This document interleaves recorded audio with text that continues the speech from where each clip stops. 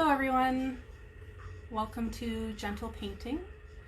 My name is Rhiannon Barry and I am leading today's wellness session, and thank you very much for joining us. I am just going to take a moment to share this link on the other platforms so anyone else who might be wanting to join can join. So just give me a moment to share this link. And while I'm doing that too, if you wanted to just give me a message about where you're from, if you can hear me okay too, that would be great. So just sharing this on some of the other platforms.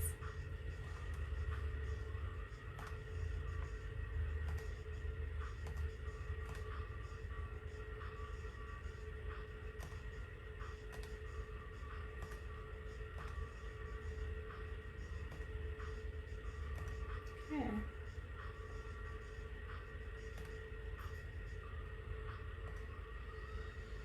All right.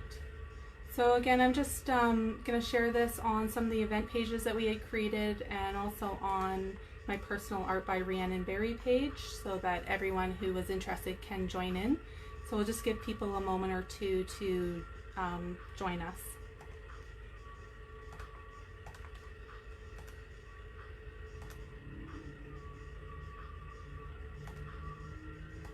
And also please comment where you're from if you feel comfortable doing that. It's always interesting to see how far a video reaches.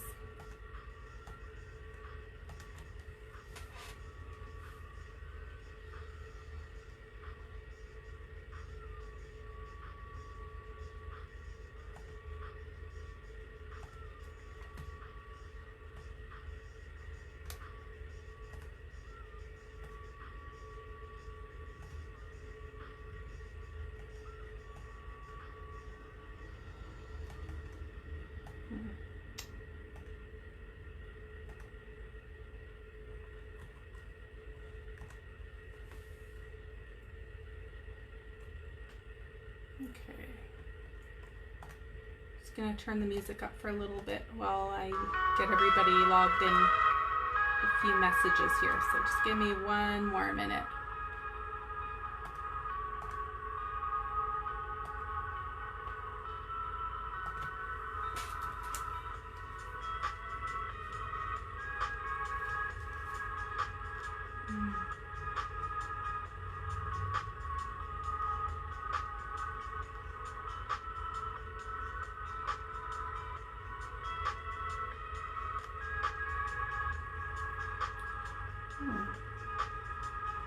Sorry guys, I was getting Amber alerts come through, so I wasn't able to share the link. So I'm going to share it right now.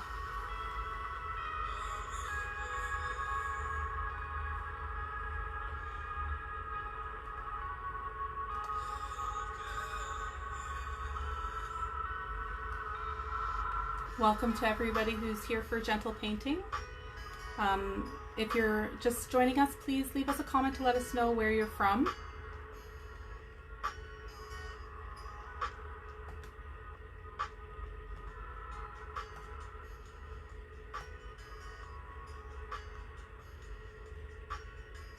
Okay. I think I can.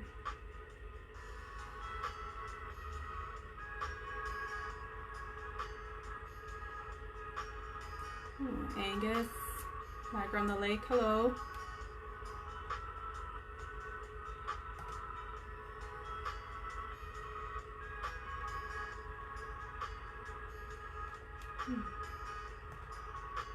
Okay.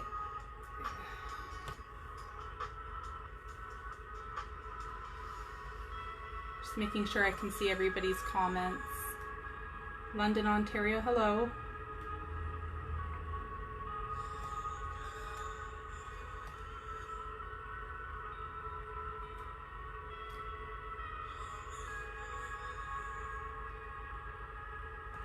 Okay.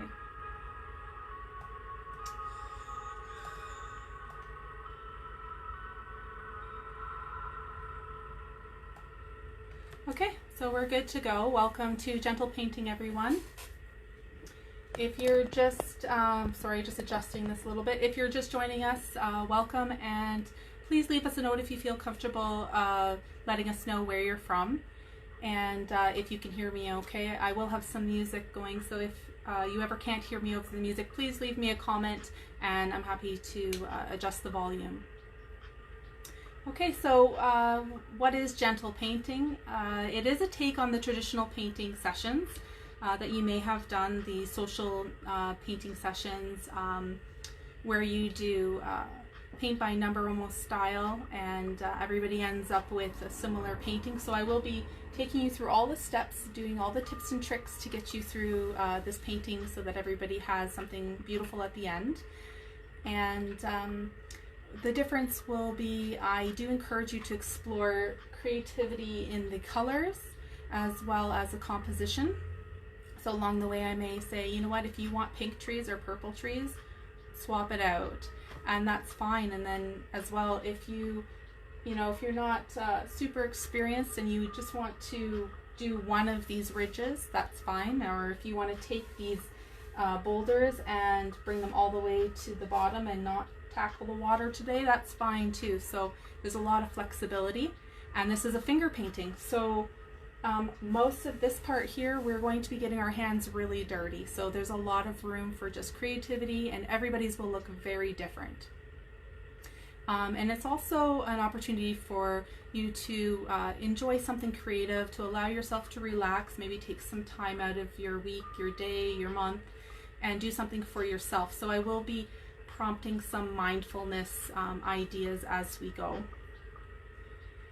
This is part of the Attach Niagara Caring Communities programming for our Facebook group, and what we do is we provide free opportunities for anyone to join us in a variety of mindfulness and gratitude sessions, and perhaps you've already participated in some of them. If not, please find our group and join us there. My name is Rhiannon Barry, and I'm a self-taught artist. I have taught social paint nights in the past. I have been a social worker for the past 7 years, and I have developed and implemented a lot of rec-based art, therapy-based programming for people of all ages. So it's something that I really love to do, and I'm happy to be able to volunteer this to Attach Niagara today. So supplies. I know we'll all have different paintbrushes, and if you saw my preparation video, you know that I say just bring a variety, just bring a handful of paintbrushes, because we're all going to have something different, and but we'll work with what you have. So the first brush I want to show you is something like this. It's just a soft bristle brush, and I'm going to be using these today in the painting, but if you had like a 2-inch one, that's fine too. We're going to be using these types of soft bristle brushes just to go in and blend, and maybe even after we finger painted a little bit, to go in and blend a little bit to the spots that are a little heavy. If you don't have any of these soft bristle brushes, any of these big brushes from the dollar store will work too. So they're all good. It just depends on how you use them, really. So you can blend with these as well. So fret not if you don't have one of these big guys.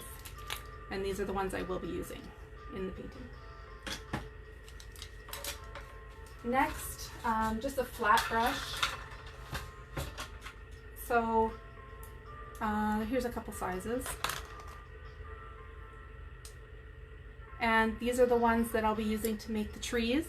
The tree line up here, and then as well going in and doing some silhouette on the bottom. So just a flat square brush. And the next brush that you'll need is something small. It could be a smaller flat square, or it could be a round. And I have a size 5, and I think this one's probably a 1 here. Either one will work. So what we're going to use these for is just to get the tops of the trees a little bit more defined. If your first time at creating tree silhouettes, you might find it gets a little messy up at the top, and then this just helps you define it. And we can also use these to do the birds. You can use the square as well to do the birds. However, if you have a Sharpie, you can make your life a lot more easier. So if you have a Sharpie, go dig one out. Also, I have a pencil on hand because I like to give myself a guide on the canvas. So if you have a pencil handy, that's great. And I will give you a demonstration of how to do tree silhouettes with different brushes. And I'm going to show you with a flat, a hard bristle. I really like using the hard bristle for trees sometimes. And then a fan brush, which is a sort of a traditional way of doing it.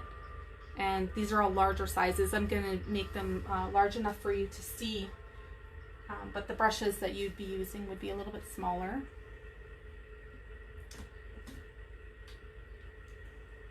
So yeah, so 3 brushes. If you have more and you want to experiment, you can definitely use those.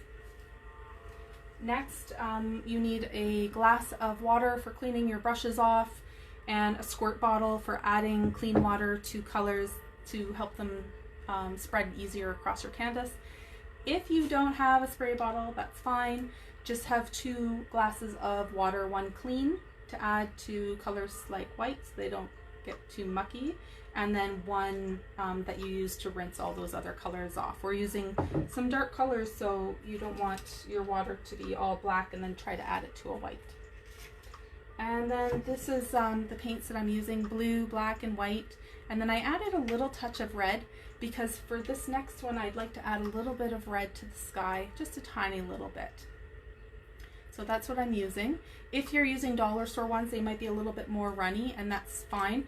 I'm using this white just to do the background, but I will switch to the dollar store brand white when adding clouds and layers to the Smoky Mountains. So this one will come in handy later. If you don't have the Artist Loft brands, that's fine. You're going to use the dollar store, but you'll just use a little bit more of that product just because they're a little bit thin. They already have water added. Okay, and then a really good idea, rags or gloves. So if you don't want to ruin your manicure, put your gloves on now. But it's going to get messy, so make sure you have quite a few rags on hand. Okay, so first thing I'm going to do is a quick demonstration on how to create those evergreen silhouettes.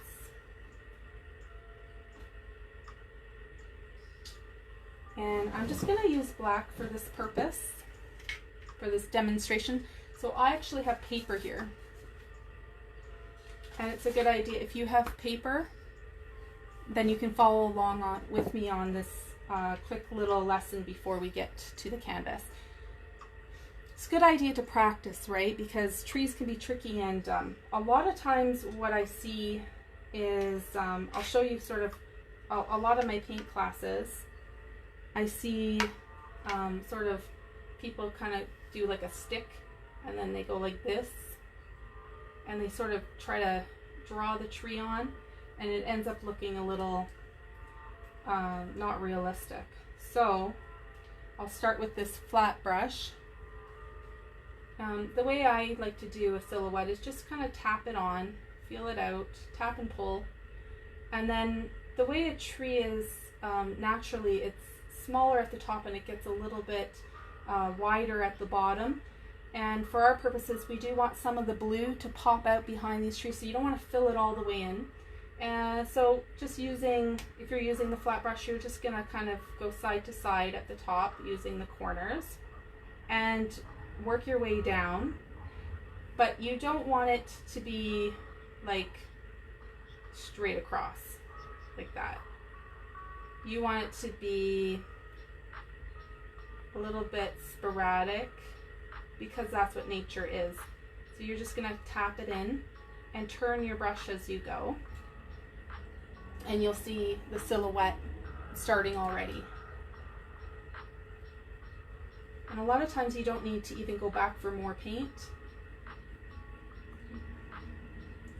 You can just pull what you already have off the top and what's on your brush. And it's a lot of practice, right? like anything, you need to practice to get good at it. So I know some of you are saying, oh, you make it look so easy.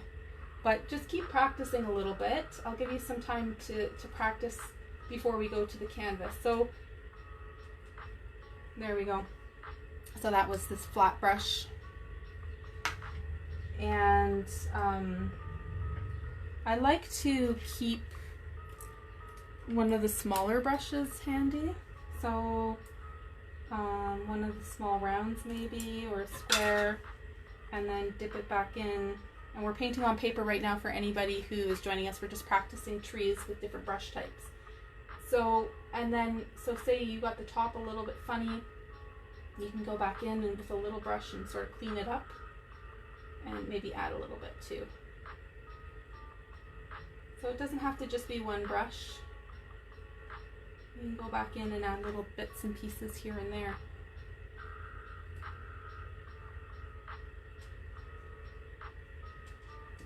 Okay. So I hope you're trying that. I'm going to take a sip of water.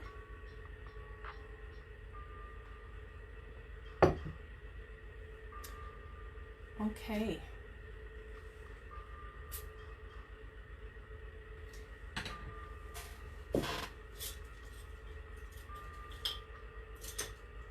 Next, I'm going to use the fan brush.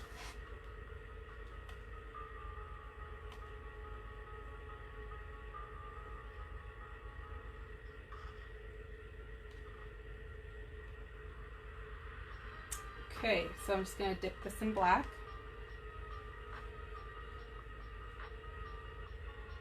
Just checking to see if there's any questions so far. Nothing yet. Yes, Sylvia, you can just watch. Just enjoy, and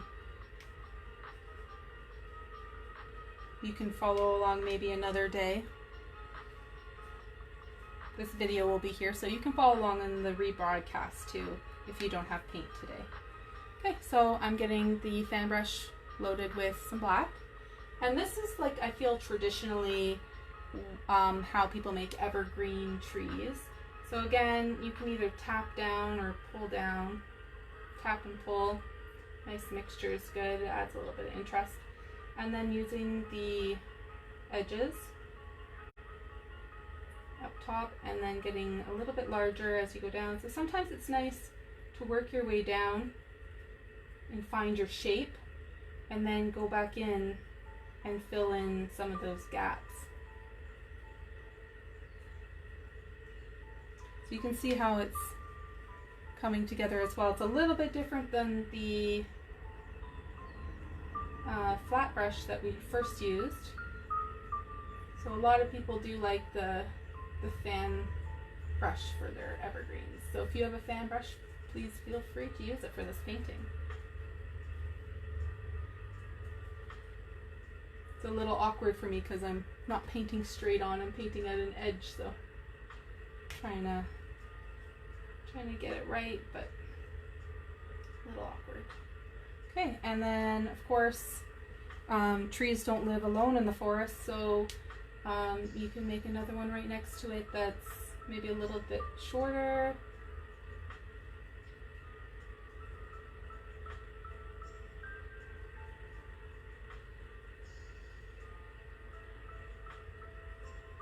And they kind of overlap and touch a little bit, but you're still leaving a little bit of gap so you can see through the background, because it is a silhouette that we're creating. Okay, so that was a fan brush. So please feel free to experiment if you have a fan brush. Next, I am going to use this hard bristle brush.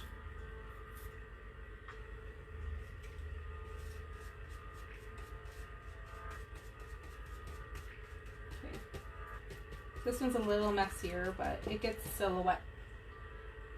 So you're going to go down, tap, tap, tap, tap, tap. And the same sort of idea is do your silhouette first. This one likes to rattle. Sorry for the rattling.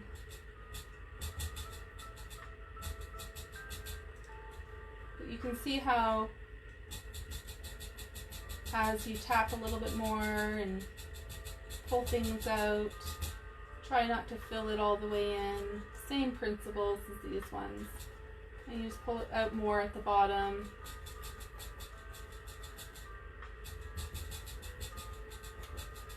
We won't be adding highlights to these trees, we'll just be making silhouettes. So this is basically all you need to know for making our trees today.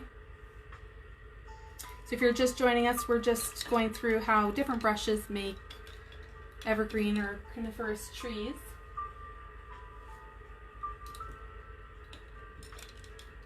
So that's my quick little lesson on how lots of different brushes can make an evergreen tree, and of course using your little brush to tidy up the tops if you'd like, or adding a little bit of details. All depends on how much time you want to spend on your silhouettes. Okay. Does anybody have any questions about that? Hi, Anita from Maryland.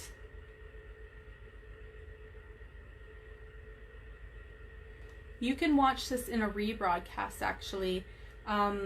It'll be saved on the Attach Niagara Facebook page.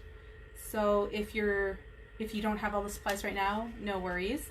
You can just scroll down at any time and find it. I will also try to add it to my YouTube channel at some point in the next couple of weeks. So if you do want to follow along, I see a few people saying they can't today, and that's fine. Our live, we don't delete our live sessions. Okay, so I'm gonna bring this a little bit closer to the camera so you can see a little bit of difference in each brush, but not enough to be overly worried about. I just don't want to see this today, please. Nobody end up with this. We want nice, full, healthy, evergreen trees.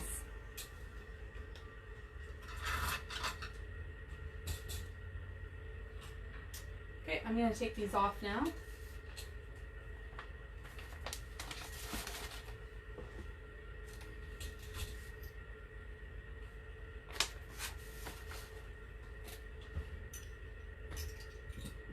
Okay, so we are going to use our pencil now. If you have a pencil to mark your canvas.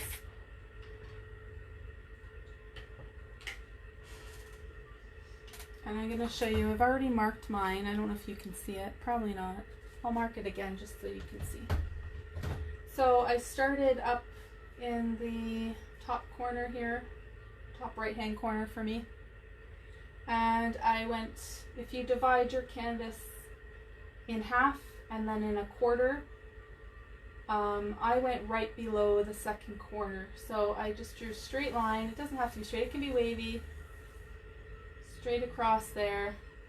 And it's a guide, so don't press too hard. You don't want to press too hard in your canvas and cause a hole or something like that.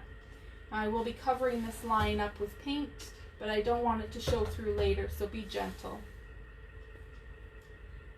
And then I kind of took a look at where I had put these ridges on the original painting, and I had one here and one here. So, and again, you can do one ridge too if you're not comfortable doing the two. So I do want to have this one come over this way a little bit more, and then this one sort of overlapping a little bit with how far this one comes across. And we can do this with the paint too, but this is just a guide for me for right now. So I'll show you. A couple lines in the middle. And then the boulders, I just wanted to give myself an idea of where they're going to be and do a quick little outline of the shape of my boulders. Now you can see on the original one, pull this closer, they're a little bit funny in shape, so you can have some fun and play with the shape of your boulders. They don't have to just be, you know, round. They don't have to just be sloped. You know, in nature, rocks are very odd looking in different shapes. So I encourage you to get creative with the shape of your boulders. And then underneath my boulders, I have a little bit of space to do some water. And that's all I'm going to do with my pencil. So now you want one of these types of brushes. We're going to put a bunch of paint onto the canvas, starting with up here. So I'm going to use just white and blue for right now. So I'm going to take some white into the center here, and I'm going to add a touch of blue. I want a fairly light sky, so I don't want it to be, I don't want to add too much blue. Just like a nice soft blue. Nice sky blue.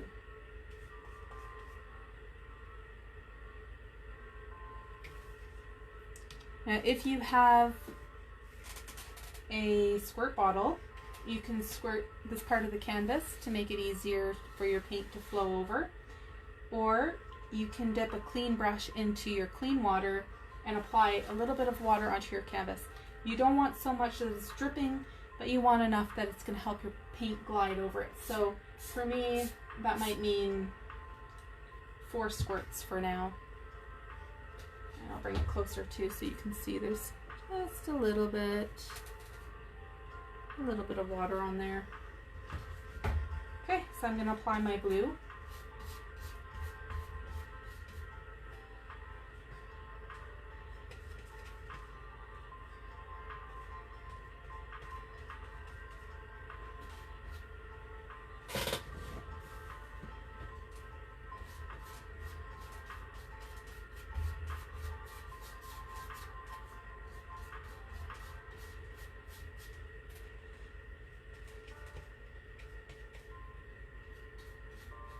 I want it to be a light blue.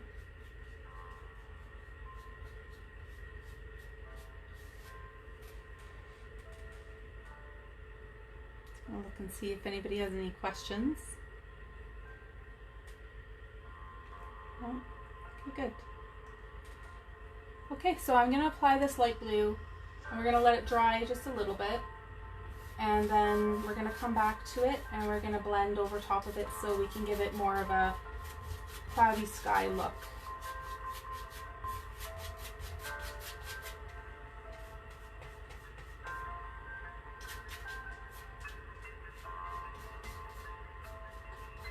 You can paint your edges too as you go.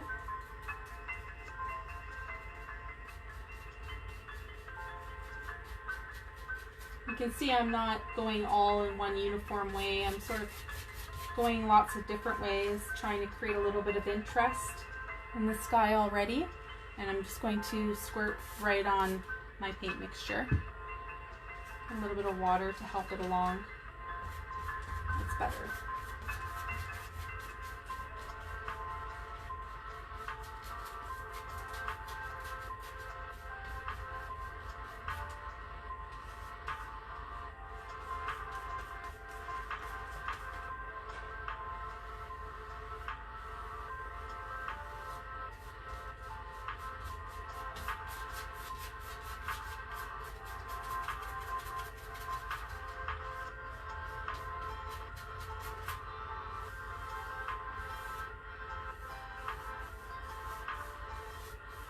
It's okay if you go over your guideline. It's just a guide, so we will actually be covering up this whole line with some tree silhouettes, so not to worry.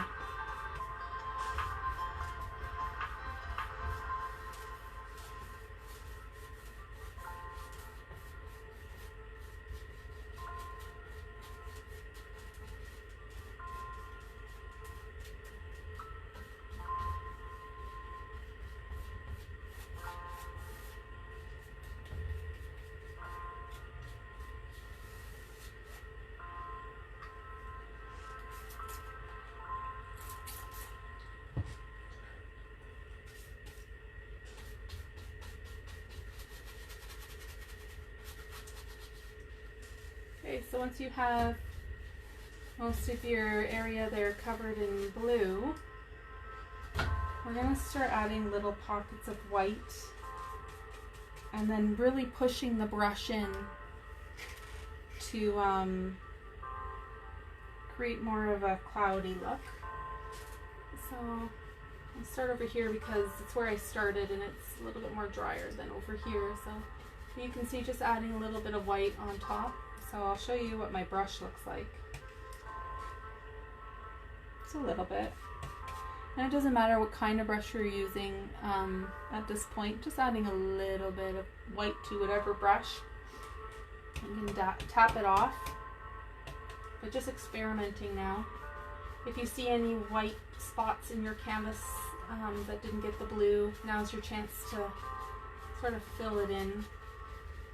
And we're just dusting it and pulling the paint and blending.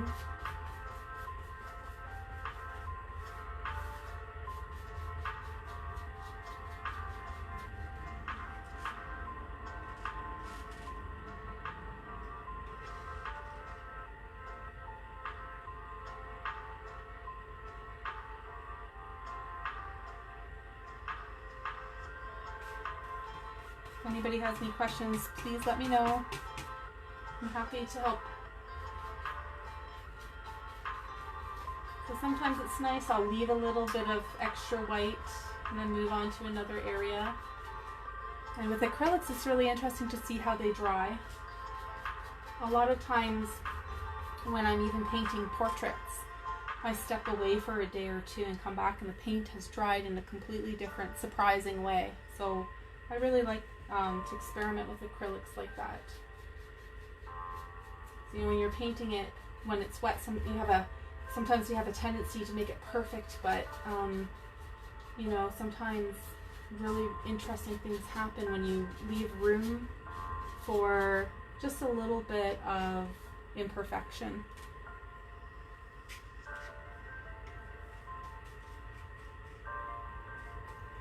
Keep working on the sky. Add a little bit of white in now if you've got your blue set. And again, you can use a brush like this.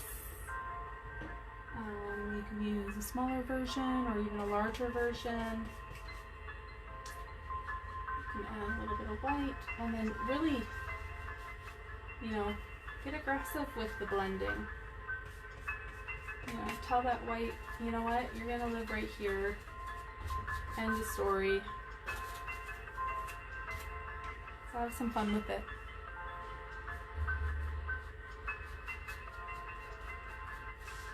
And I like to try to get the edges in case I want to hang it without a frame or I want to give it as a gift. All the edges. It makes it just look a little bit more finished when you get them all.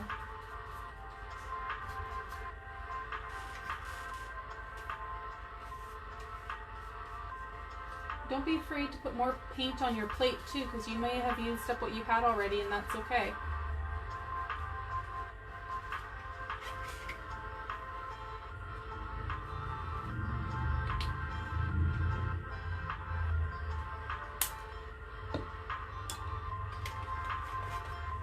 I'm just adding white to our sky, creating almost like a layered look, so it's an impression of clouds.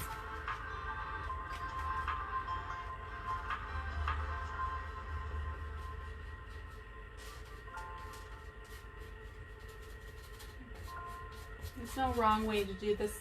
The only thing I would say is don't go like this and then everything becomes one color. You want different colors and different tones and different pieces and parts to poke out.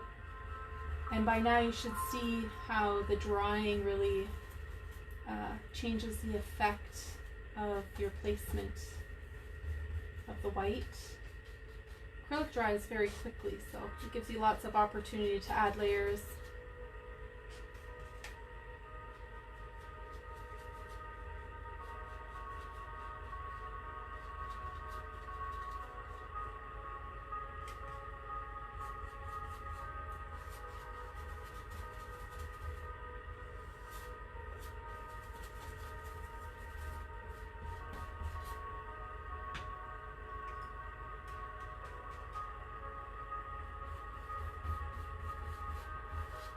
We're going to use a lot of white for this painting.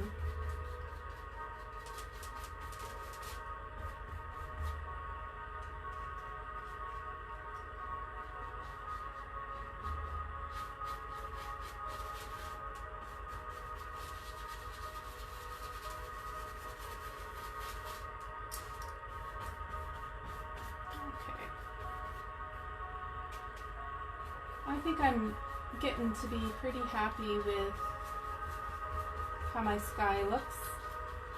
How about you guys?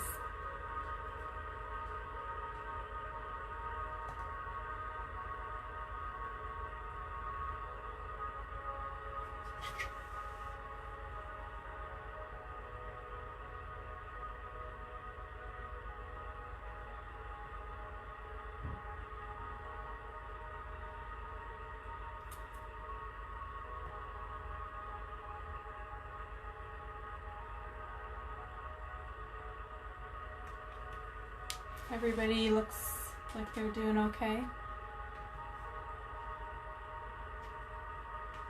Let me know if you need me to slow down at all at any point. I'm happy to do that. We have lots of time, so not a problem.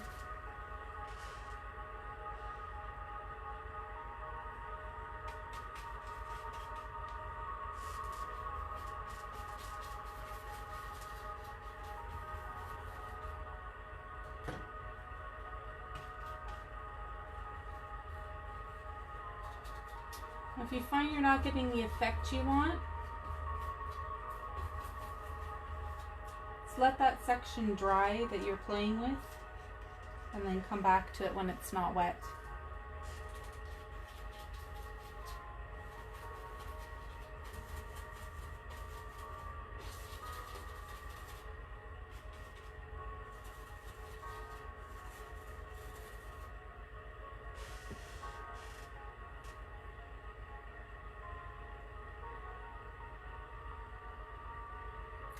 How's everybody feeling? You might be feeling frustrated. You might be feeling calm. It's important to recognize where your mind is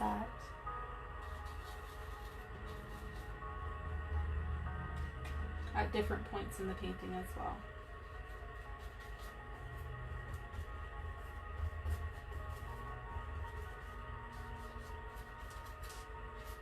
And if you're just watching, I hope this is a calm experience for you to watch a painting come together. This part for me is still really wet. I'm going to let it dry. I'm going to come back to it. I want a little bit more white there.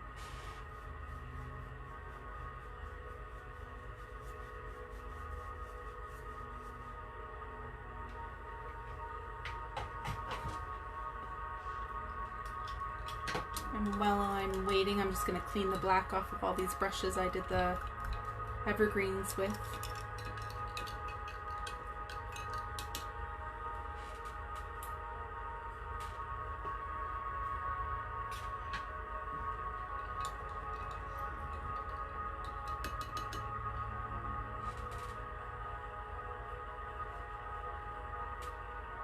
It's important not to be too hard on yourself as well when you're painting, especially if you're not always painting and this is one of your first times or first time in a long time.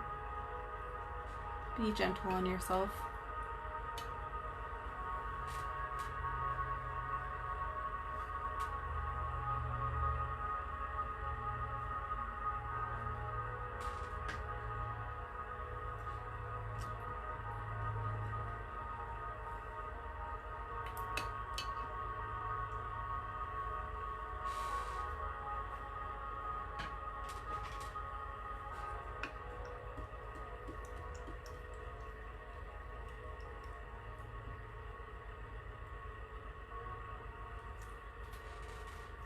And I'm cleaning off my brushes that I used just to show how to do the evergreen trees before we started on the canvas. And my sky is actually drying pretty well. I think I'm not going to go back and touch it up with more white. I like it how it is right now.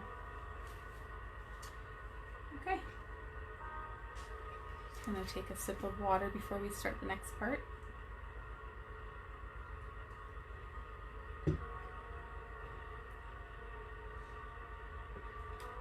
Okay, so we're going to set ourselves up for the finger painting portion by putting a base layer on the center of the canvas. So we need some blue, blue and white again, but a shade darker than this. So I'm going to add more white to my plate here, because I think I'm going to need more.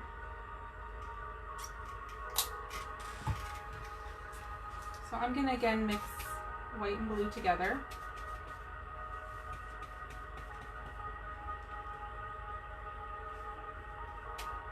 And you're going to need a lot to get it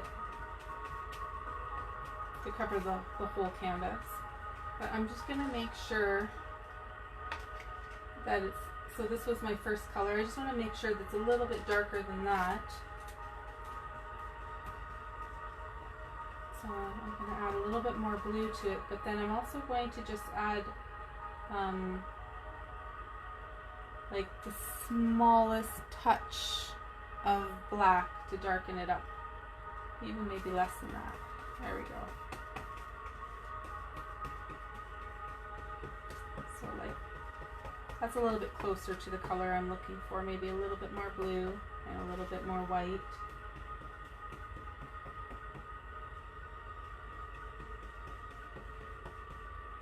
Okay, so something like this is a good base color. And before we apply it, you either use your squirt bottle or your clear water to add a little bit of water to the canvas to make it easier for it to flow. Not so much that it's dripping all the way down, but just enough that it's there.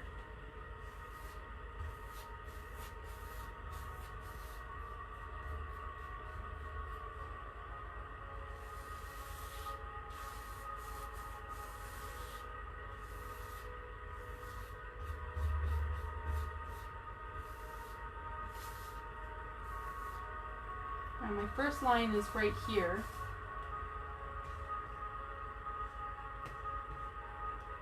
So I think I'm going to take my square brush and just mark it with a little bit of blue paint.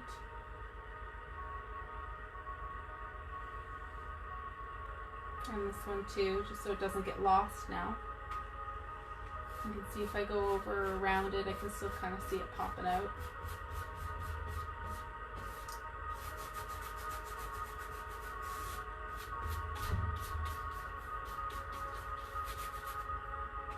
You're going to bring this right up to that line.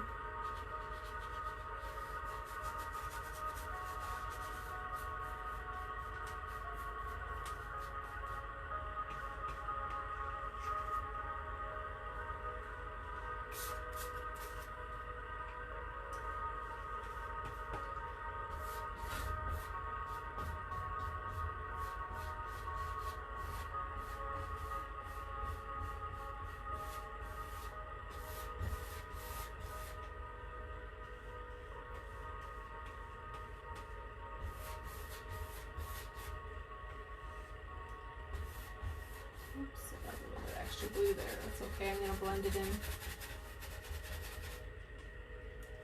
With acrylic, it's so easy to fix any mistakes that might happen along the way. That's why I like using it.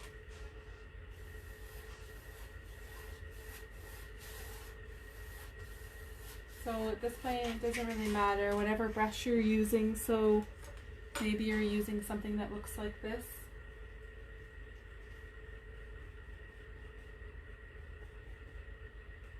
Just going to mix up more of that color.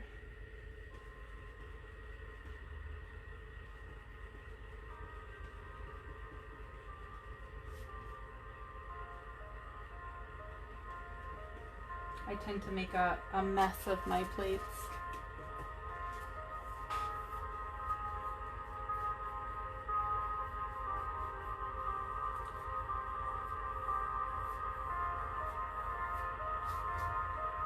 This is just a layer that we're adding.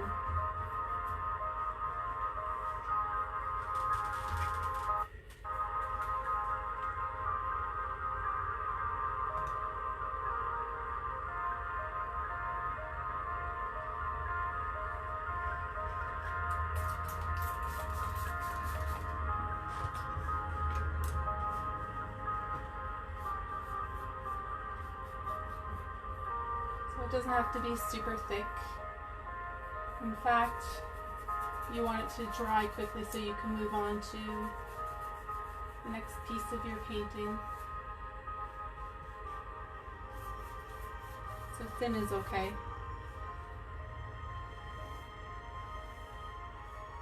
Here's where you go around your boulders down here.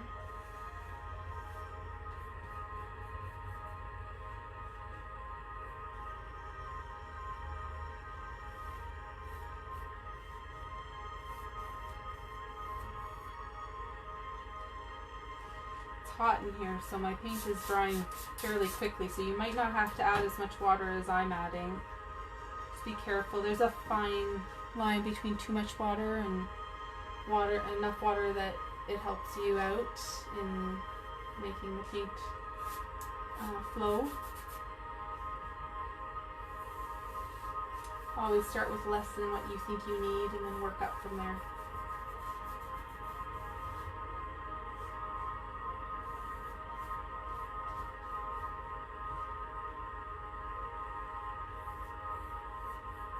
And we're just covering the canvas together.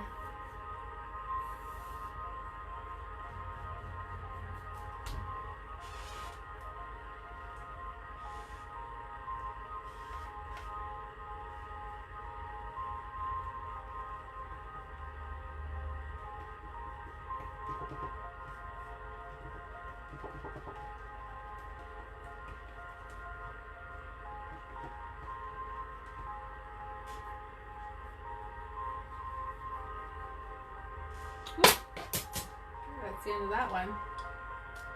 Maybe I'll use this one again. That happens.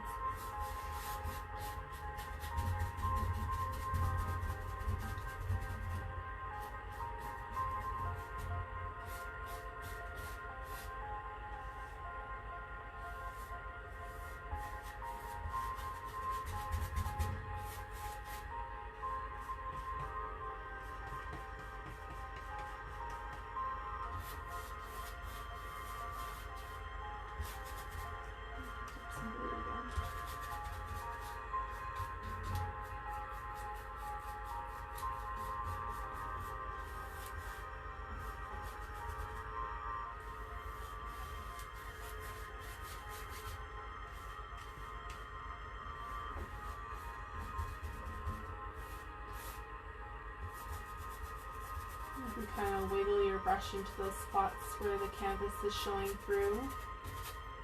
Make sure you got it all.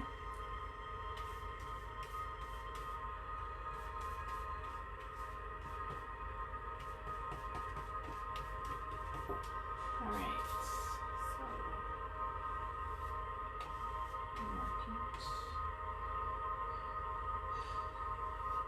Okay, we're going to go around that.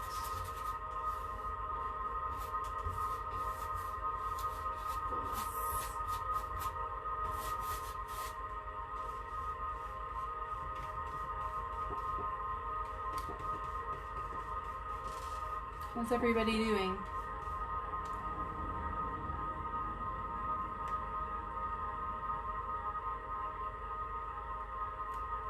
Let's see.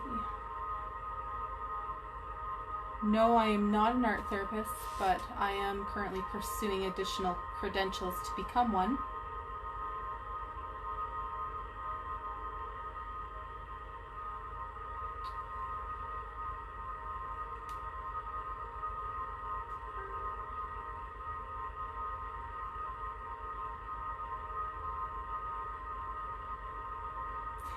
Yes, Mark, the live will be rebroadcast and available for you to watch at any time.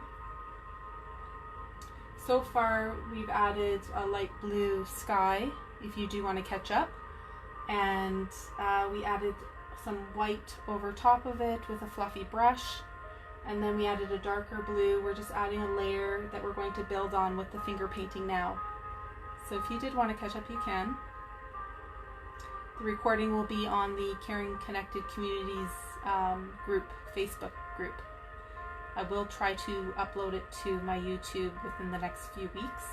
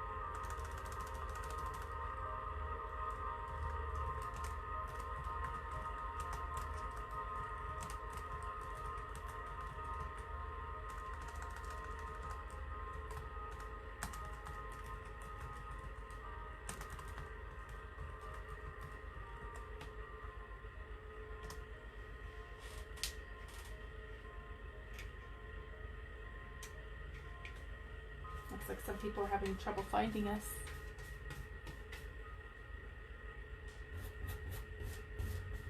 Oh, my paint is drying so quickly. I'm going to spray right on the canvas. Alright, so we're almost there.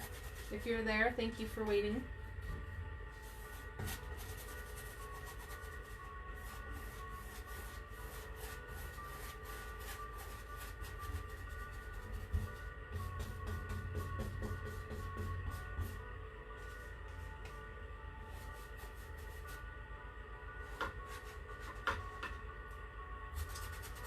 Had some drips there, so I just got them with my fingers.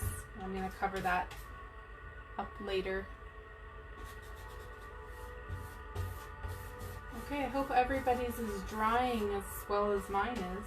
It'll be good for when we go back in.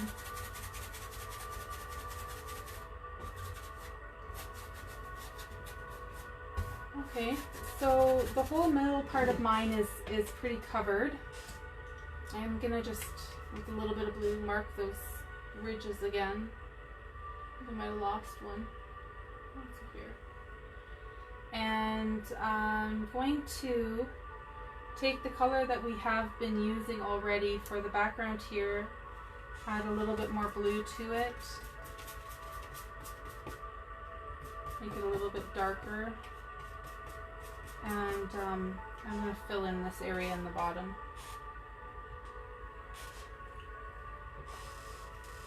I'm going to add a bunch of water to it first so that it slides across nicely. So I'm going to do a darker blue, but then I'm also going to add a tiny bit of black to darken it up.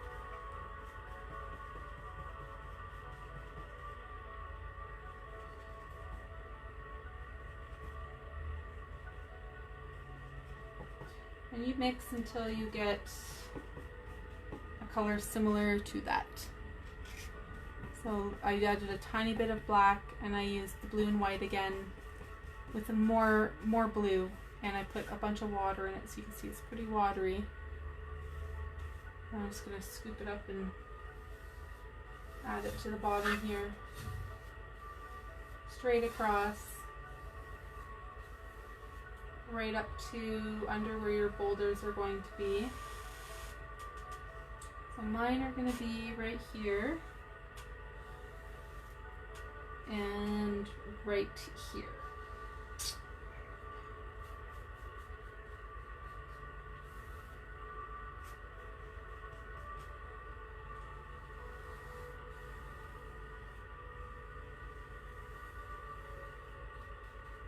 You can get the sides while you're at it too.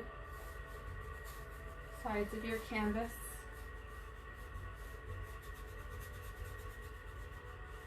It's a little bit awkward for me to paint at this angle. That's okay. Okay. So is everybody caught up?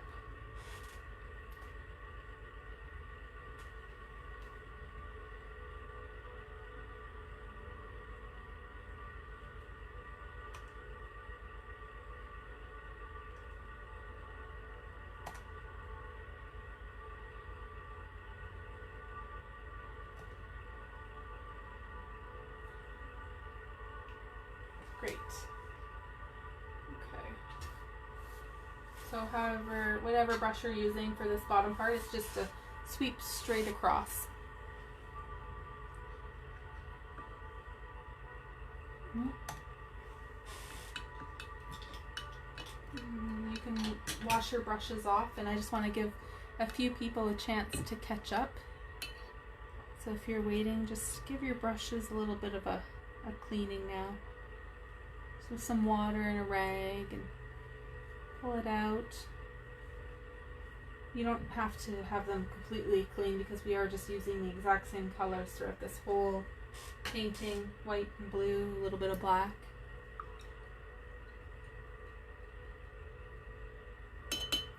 I did want to add a little bit of red to the sky, and I might do that now, just because when we go in to do the trees we won't have a chance later. So if you're like me and you like to kind of explore a little bit, I get bored with the same painting over and over again, so I like to explore a little bit each time, add a little bit of something new to it. I've done this painting a few times now, so.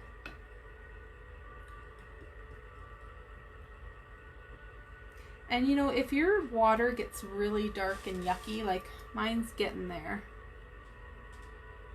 you can just go dump it out and refresh it.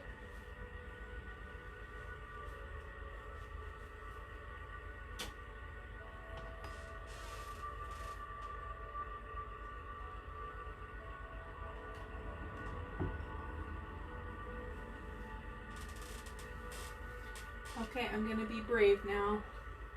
And I'm going to add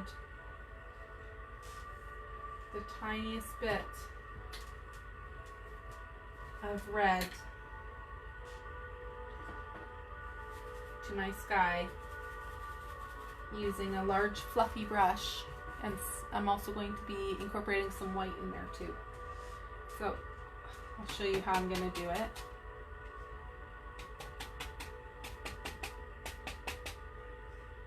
A little bit of white.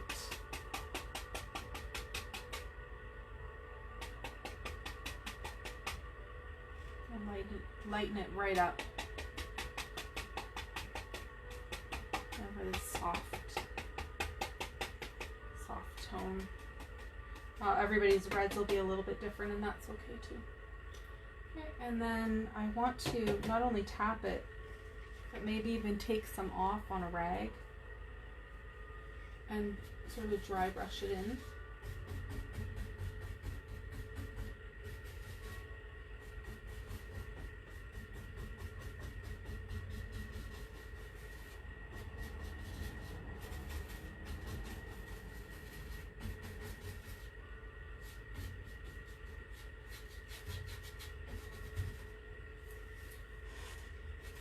And I'm just going to kind of sweep it now and blend it along the ridge, the top ridge here. And don't worry if you make some mistakes, we're going to go back over top of this with some white. So this is only if you want to mix this painting up a little bit by adding a little bit more color.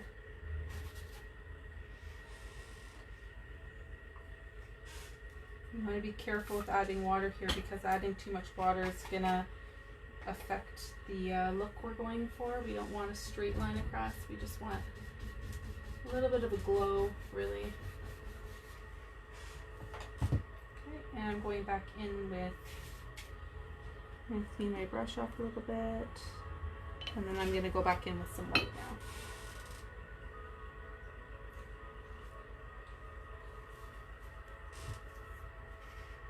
Now most of that's going to get covered up, and we're going to let it sort of slightly peek through. Dripping.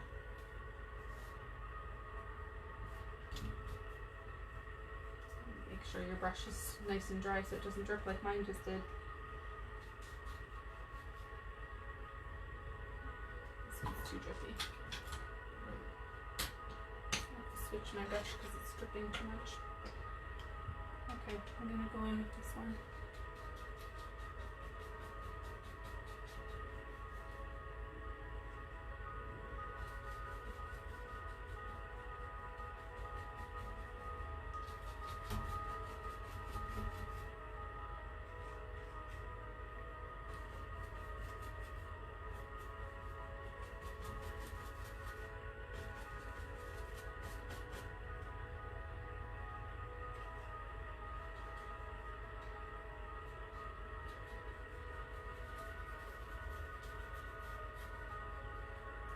just playing with adding some white back in now.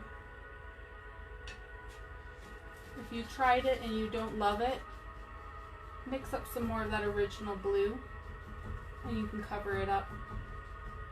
Yours should be dry up there by now.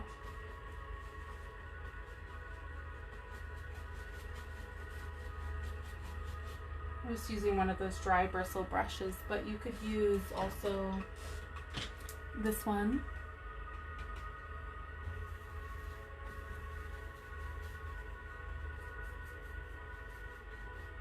I just want to add a little bit of an effect to the background, a little bit more color. You see I'm adding some blue, a little bit of mixture. I'm just kind of using this edge of my plate and pulling in.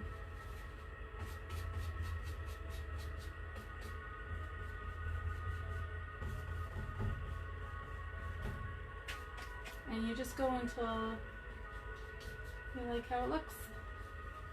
It's all playing around the sky.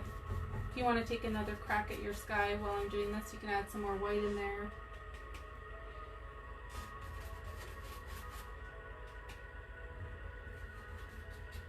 This is just for me to give it a little bit more of a look like the sun is setting and maybe it's glowing behind the trees.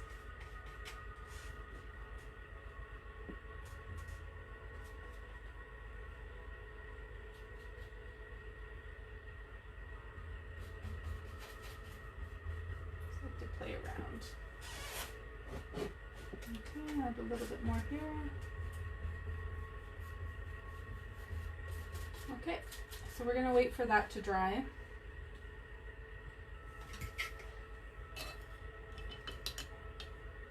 So you see it has a little bit of an effect, just a little bit of a difference, but it's a little pop of color.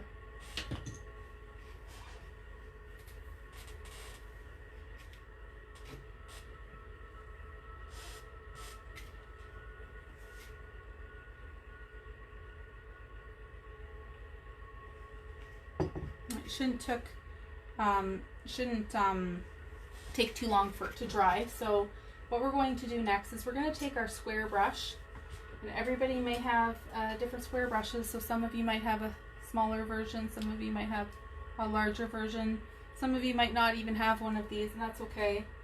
You might have like a round brush, and you can try this technique out with that too. Going to use this little square brush, and we're going to create, as we come forward into the foreground, different shades of blue. So this first one we're going to mix up. It's going to be very similar to the background color we put here. That'll be our first blue, and then you can see this one's a tad darker, a little bit darker, and then darkest as we come forward. So just keep that in mind when you're mixing your blues. You want to start lighter in the back.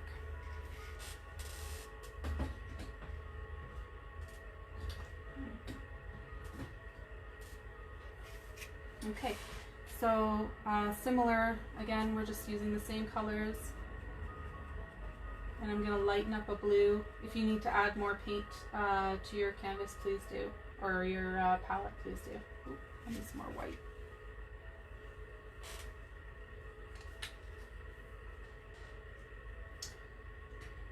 Okay, so just a lighter blue that sort of matches this one, and we're really just gonna flick, we're gonna give the impression of trees. So we're gonna start up here,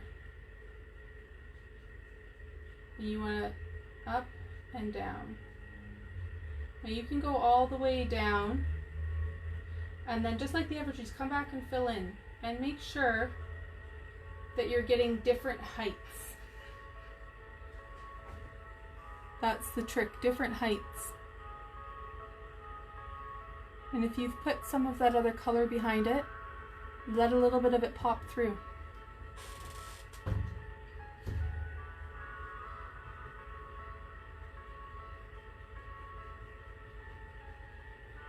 Relatively the same height all along. And you can kind of even it out too here.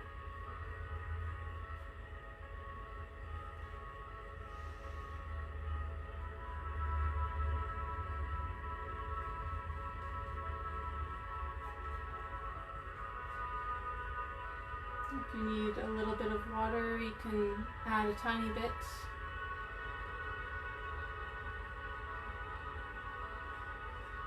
Don't let your paintbrush go dry. Make sure that you've got paint on it when you're doing it so that you don't have little white spots. If you have questions about this one, let me know.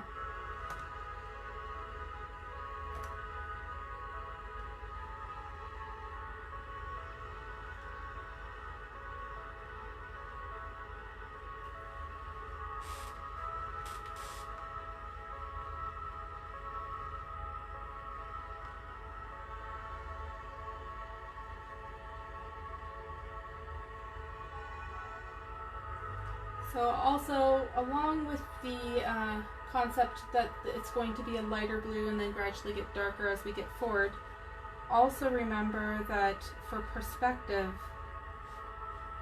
we need the heights to be a little bit different too. So whatever height you're making these trees right now, we're going to do a little bit taller here, and then this one's going to be a little bit taller than that ridge, and then of course these ones are going to have to be a fair size in the front. So right now I'm just pulling down with my flat brush. And like I said, you can go all the way down, come back in and fill it in. Try small first and then you can grow larger from there. So don't go in there and do super high all the way up to the sky. Start a little tree, just a little tree line. And then sort of blend it together here as you go. I'm at a weird angle, so I'm sorry if I block right now.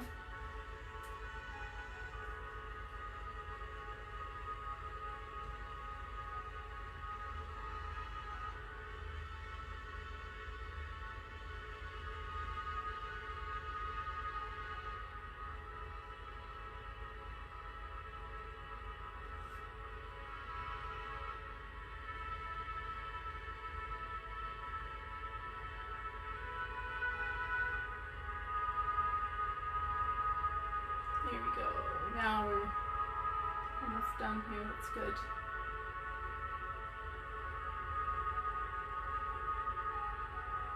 Alright, so I hope everybody's is looking okay. I know trees are kind of a funny thing, but we're not drawing trees. We're giving the impression of trees. So just keep that in mind and take the pressure off.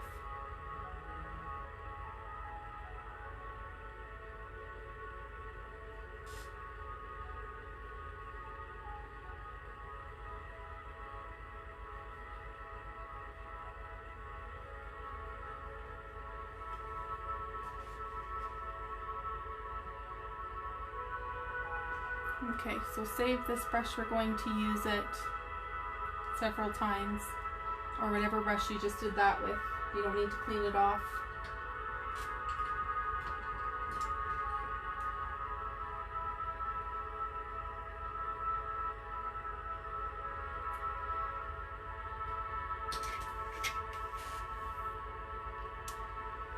Okay, so let me know if you need me to slow down.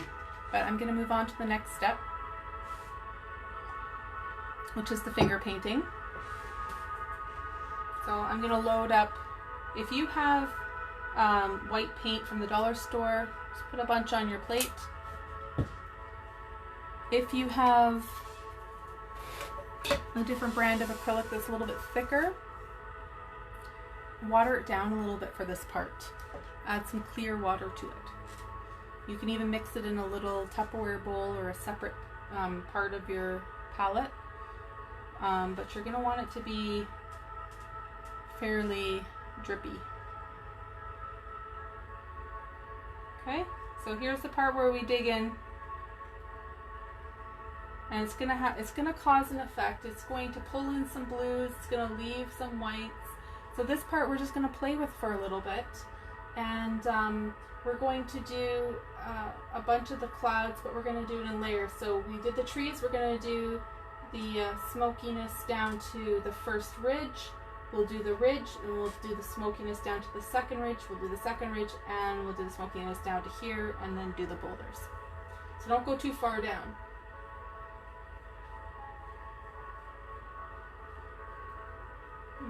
I'm just going in circles, pushing paint with my fingers.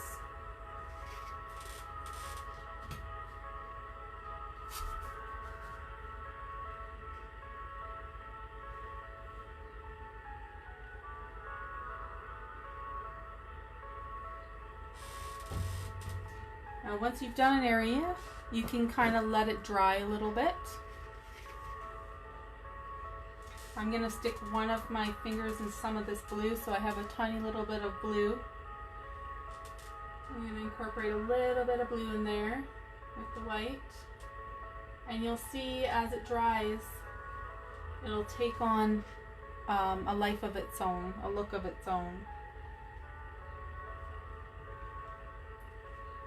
So I'm going to add a little bit of blue onto this finger, and some white onto those two, and my thumb.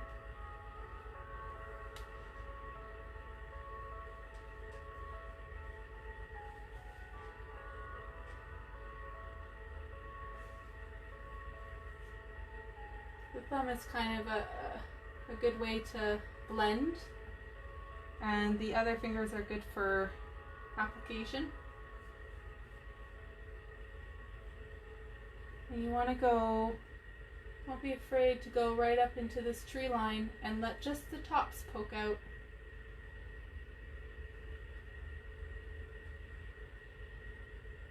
Leave me a comment to let, oh wait, you probably can't type right now.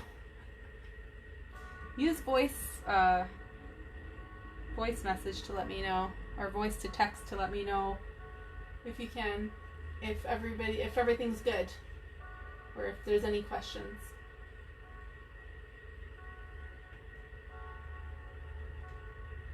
And 3 fingers of white, so you just mix it up.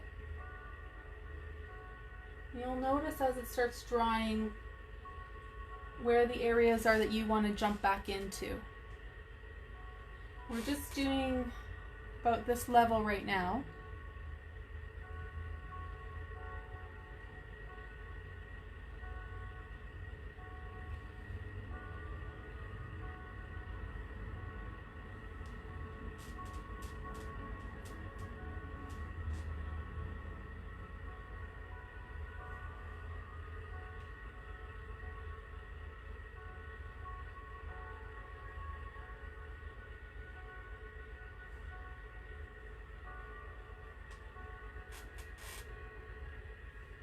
Now don't blend it all together. Let some pieces sort of just sit there and dry, and then come back to it later. You might like it, so don't over blend.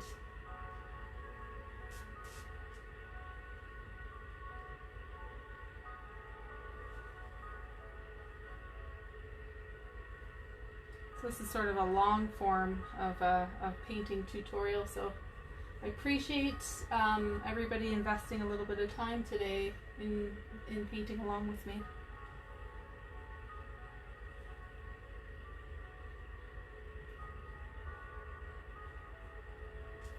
Enjoy the way the paint feels between your fingers. I remember, being a little girl in kindergarten and just the freedom of finger painting. And then as we get older, I think I mentioned this earlier, as we get older, art becomes like so restrictive in a lot of ways. It's freeing, but it's also restrictive in some ways, and especially if you put pressure on yourself to be perfect at it. And really, it's just all, as long as you're enjoying the experience, that should really be your goal.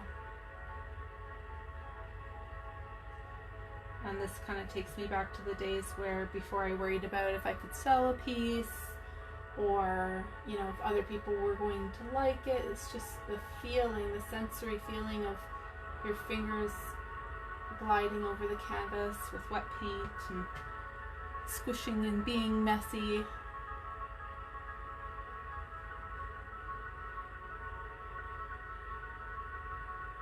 So just because we finish this part and move on doesn't mean we can't come back to it and touch it up again.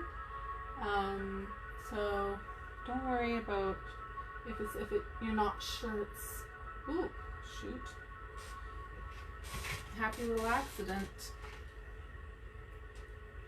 Where's my spray bottle? I need some clean water. Okay, so if that should happen to you, I was talking, I wasn't paying attention, so you just, acrylic is pretty awesome like this, like you just take it right back off.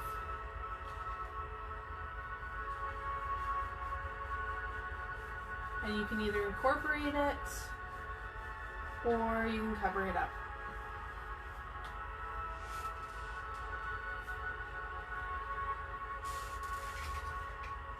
I'm just going to check my hands. Oh, I got some on my thumb. Use some clean water to get that off. Great. So, like I was saying, as we go forward, we're just going to add a little bit darker blue. So we need a blue that's a little bit darker than this ridge. So maybe we add the smallest touch of black to the mixture this time.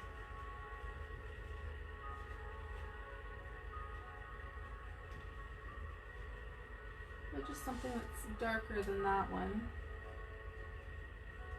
Pulling in a little bit more blue maybe.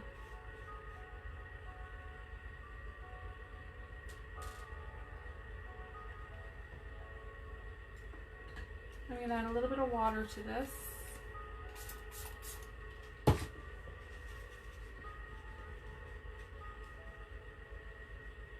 And maybe a little bit more black. I like to see it a little bit darker. Okay. So this is a color I'm going in with. It's a little bit darker than up here. Not so dark that I can't progressively get darker. And just going to feel the area to make sure it's dry enough to go in there. And we're going to do similar to what we did here, but we're going to do standing straight up instead of on an angle. And remember, start small. You can always build your trees bigger.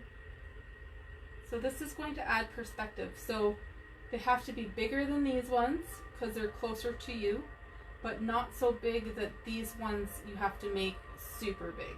So a happy medium, I'd say, and different heights as well. So the same rule as up here. And you're just dabbing. You can flick up or flick down.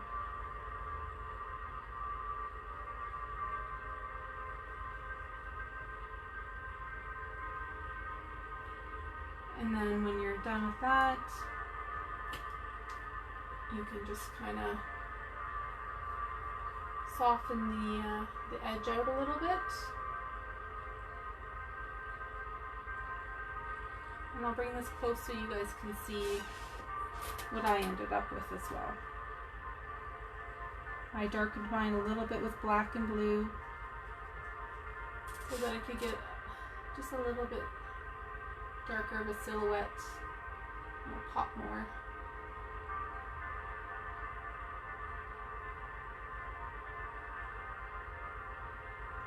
And the whole key is just variety, and it's an impression, right?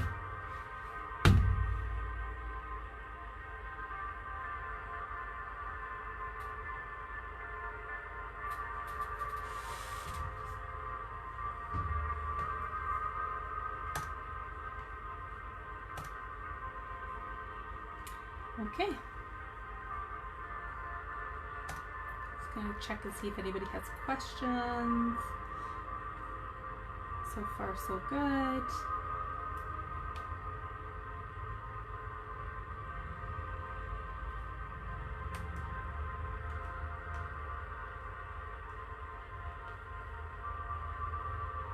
Oh.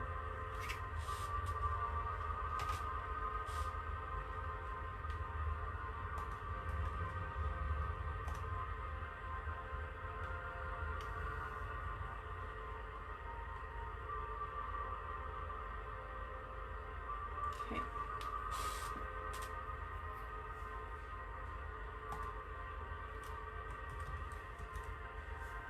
Okay, and as this is drying, I'm going to go back in with my finger painting, and I'm going to put white paint on all 3 fingers and then on the thumb, and I'm going to bring it all around this ridge now.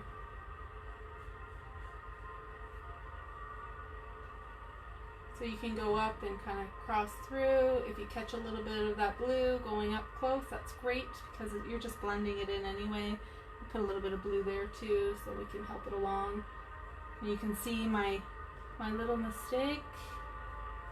It's a distant memory. Just gotta be careful because that red is still on my plate.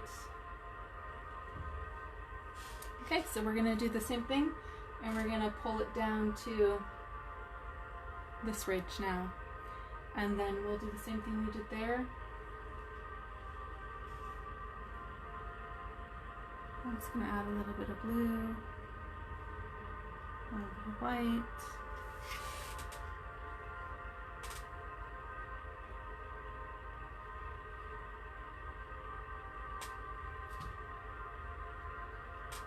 You can pull it over the edges too if you'd like.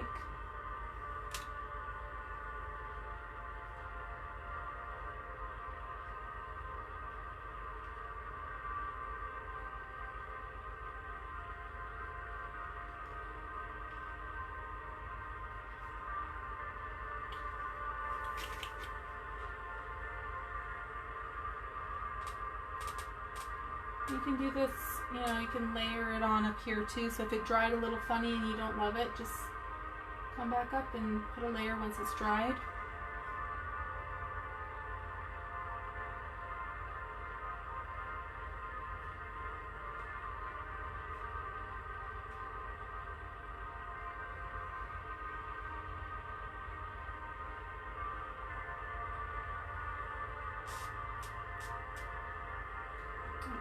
Red got in there again. The red wants in this painting very badly.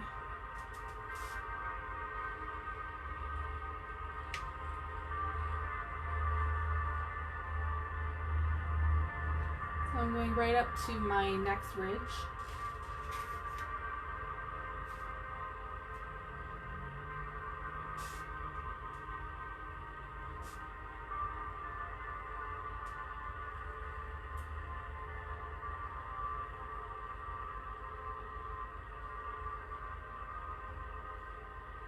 Is anybody getting messy?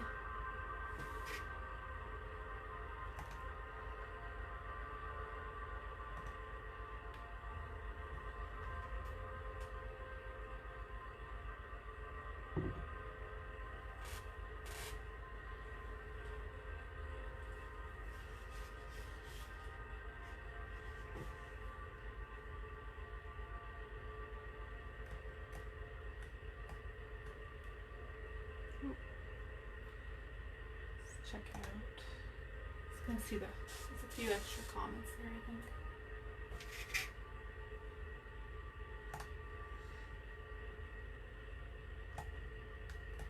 Okay. I'm glad you like the music. It might change soon though, because this is a sort of a system that flows from one track to the next, so you might get surprised.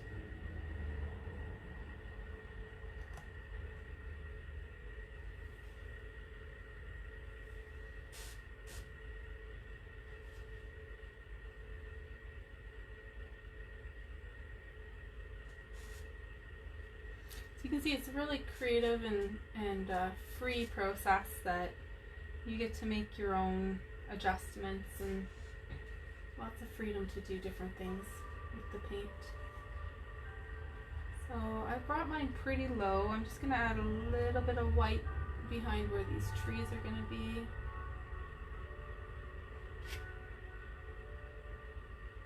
So they pop. The lighter, the more they'll pop.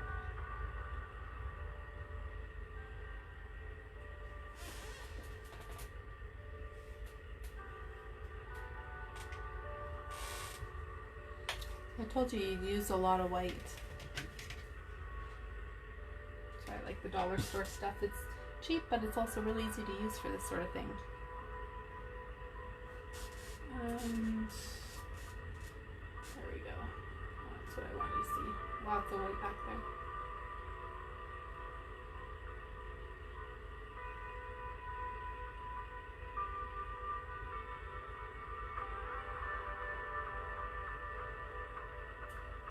Okay, I'm going to let mine dry.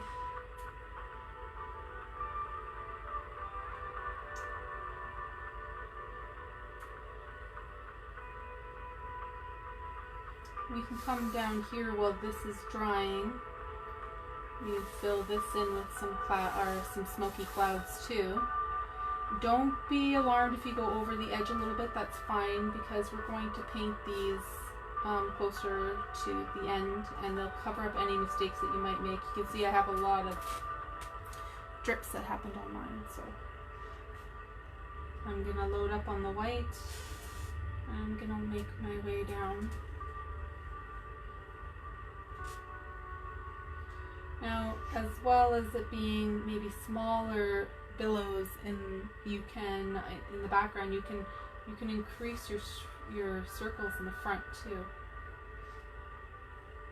to show, you know, a difference in size. Not necessary though. I find that it ends up drying pretty interesting anyway.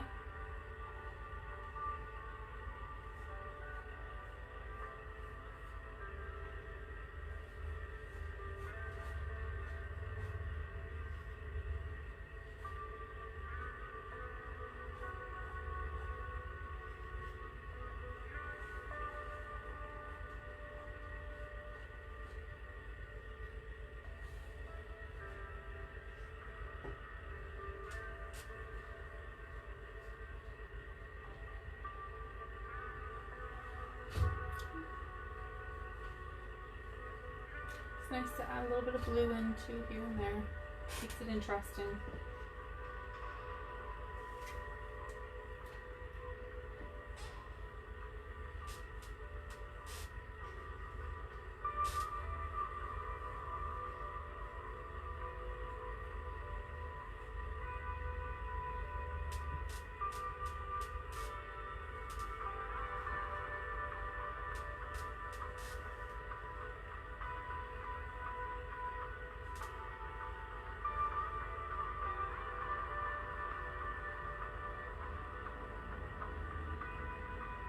Come back up and do some more in there too once we have the ridge in there.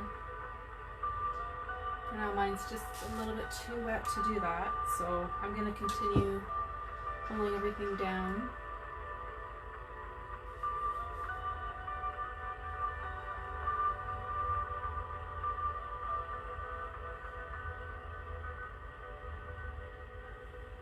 Adding a little bit of blue.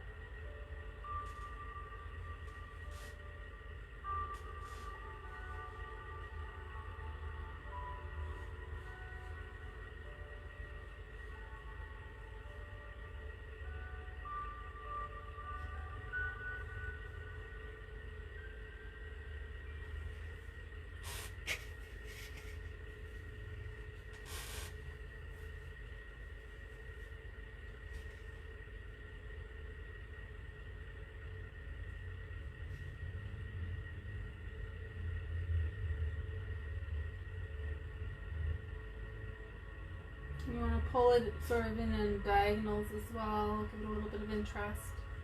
You don't want to go sort of like back and forth like this.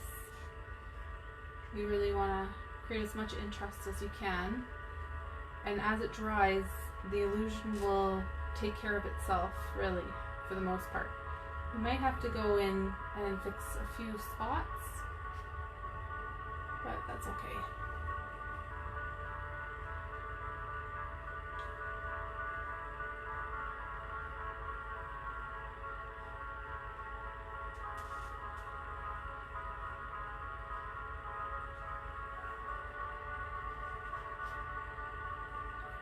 As you get down to the water, you just sort of let your fingers get really dry. Don't add anything new, and then just sort of just dance along the top of the water a little bit. Don't go too far in.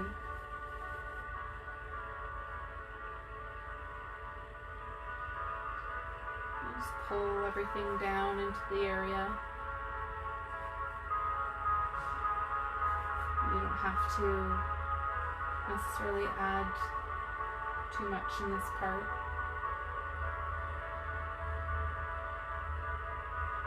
There, it's sort of thinning out a little bit.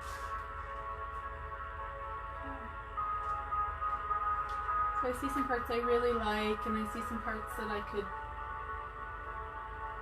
touch up a little bit. And just keep playing with it.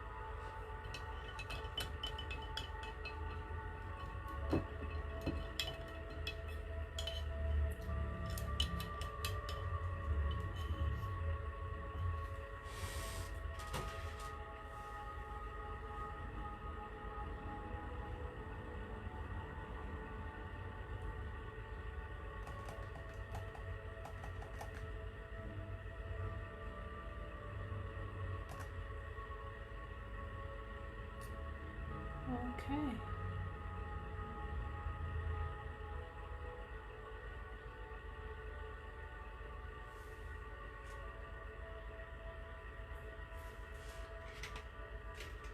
So every time we pull it forward a little bit, the next stage, the next ridge, we're going to add a little bit more blue, maybe a little bit more black to what we do there. And we're going to increase the size slightly of the trees for purposes of perspective. So I'm going to pull a bunch of blue over here, tiny little bit of black. Can always add more later if I want. I got a lot of white left on here. I might need to grab some more white.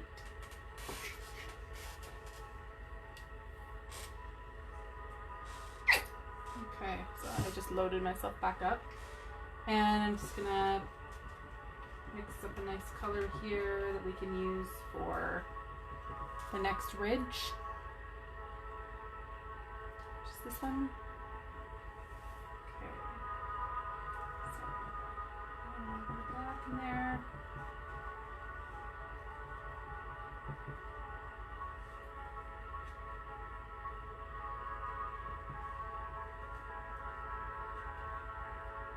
I'm just going to scoop that up, and we're going to do the same thing. We're just going to do silhouettes of trees, so flicking down.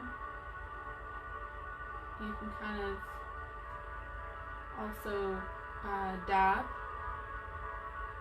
switching from sideways to long ways with your brush. I'm using the flat brush again.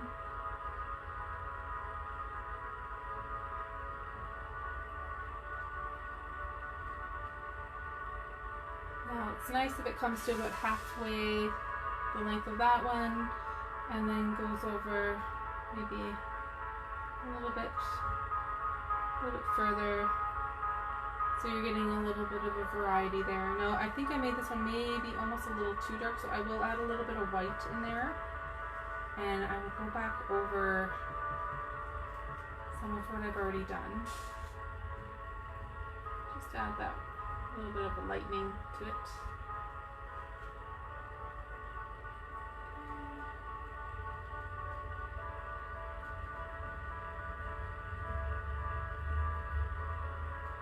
Now they don't have to be all tall trees straight across. You can have a few tall shadows, and then the rest can be a little bit smaller bushes and trees.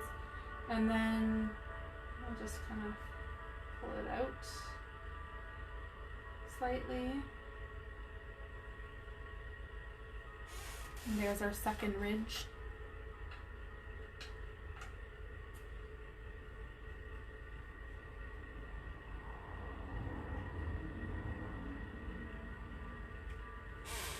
See how that dries. I'm going to add a little bit more light to it here and there. Just lighten it up just a little bit.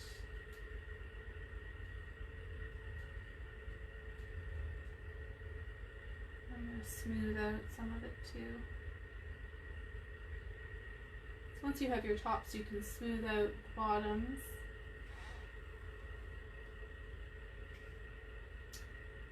And now that this one has dried, if you're inclined to go in and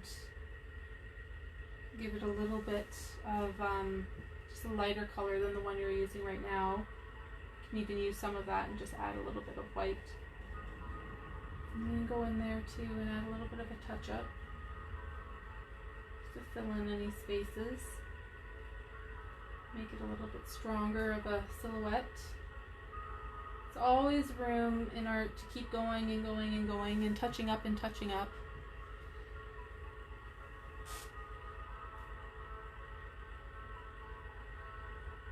So there we go. I think that's good. We'll let that dry and we'll come back in and fill in some more of the smoky clouds. I have a lot of blue here that needs to be covered up anyway, so I do want to go sort of back over this whole area. Now you can use your square brush. You might have one like this. You might have a larger one like this. You could be working with something like that. So you want to take what you mixed here, this is my mixture, and you want to replicate it and just make it a little bit darker.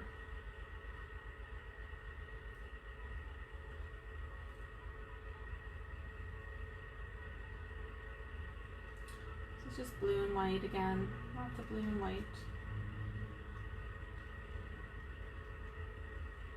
And then a little bit of black. And if you don't get it right the first time, like how I had to go back and lighten it up, that's fine. You might get it too dark, you might get it too light, but you won't know until you get it on the canvas sometimes.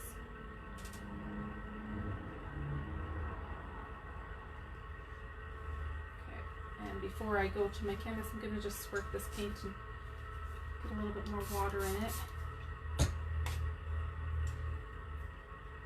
So by now it's coming together, and you should be doing okay. It should be looking good for you. But let me know if you do have any questions or concerns. I can try to answer any questions that might help you to get through one of the challenging pieces. But I hope you're having fun with the finger painting.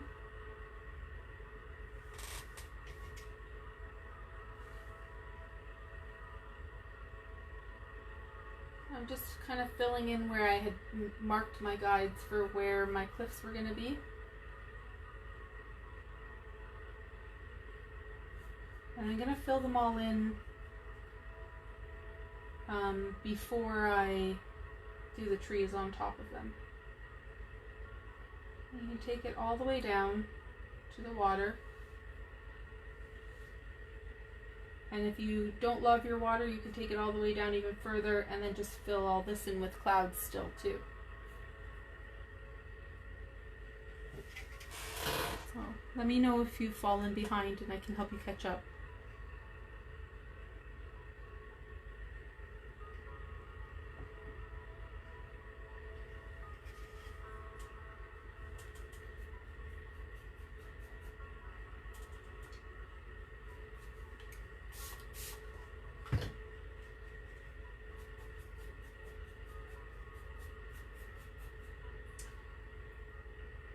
it's also important as you're painting your cliff here is just make sure you get a nice crisp line. These are sort of anchoring the painting, these two pieces, so we want really nice and bold.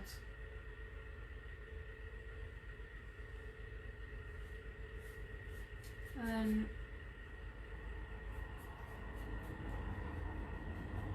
you can also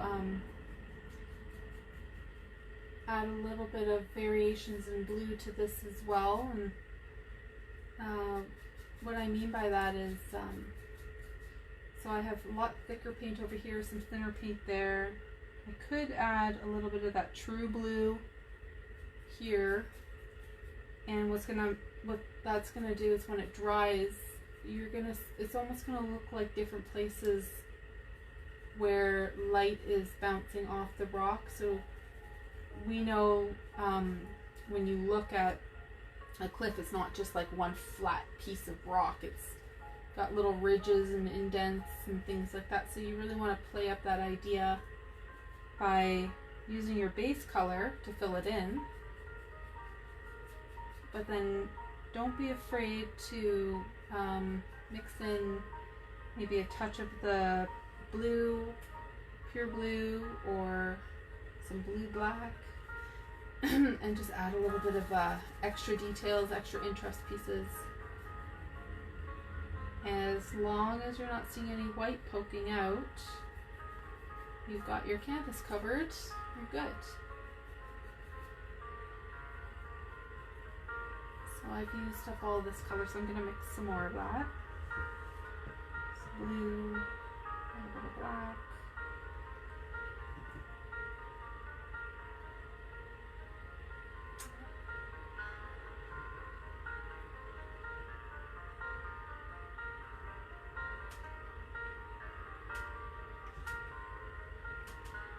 Mix up nice and good.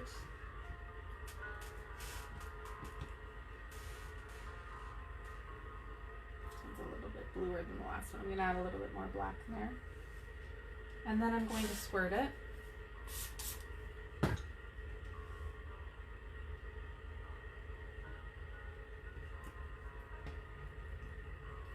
a little bit in there. Anywhere where I see a little bit of the canvas popping through is a good spot to start, and then you can wiggle your brush and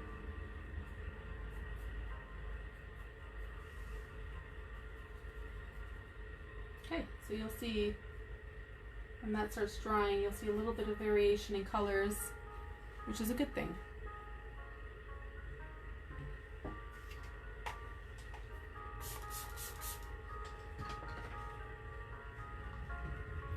over to the other side.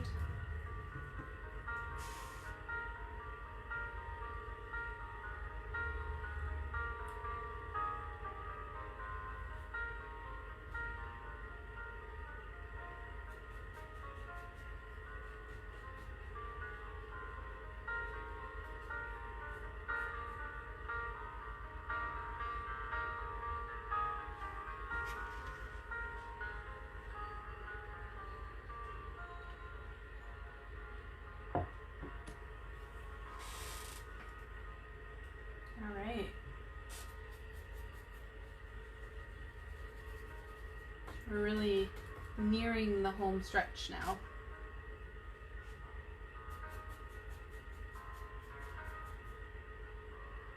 And just like the other side, nice crisp edges.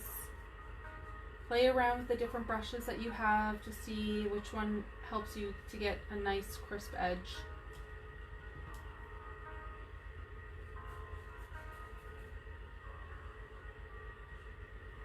It's really hot in here, so my paint is drying super quick. I'm using water quite frequently, but you might not need to use this much water. You don't want it to, you'll be able to tell if you've used fish water when it all dries, so just start with a little bit of water, and then you can always add more.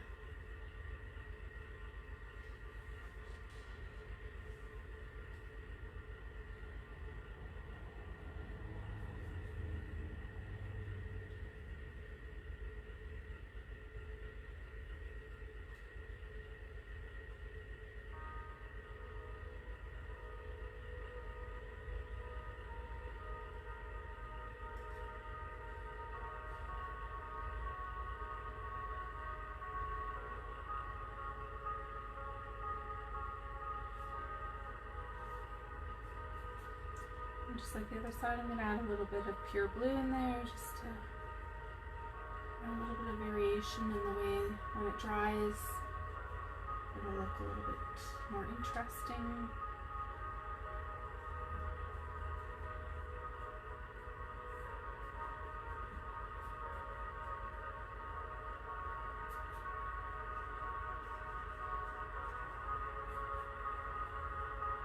Even maybe a little bit of light blue, just a tiny, tiny, tiny little bit.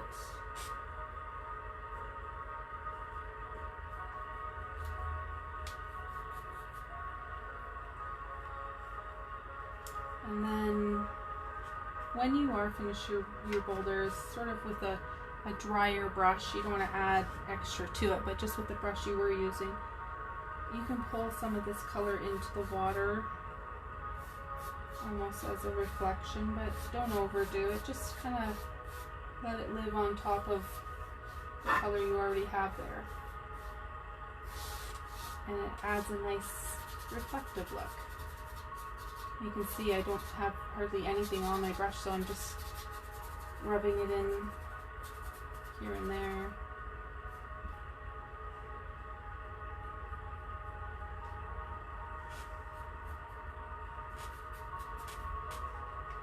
Okay, my boulder's looking good. These are dry enough for me that I can go in and do some of the trees that we practiced in the beginning. But I do want to add some more white here first. So I'm going to go in with my fingers again, and I'm just going to get these guys a little bit over here.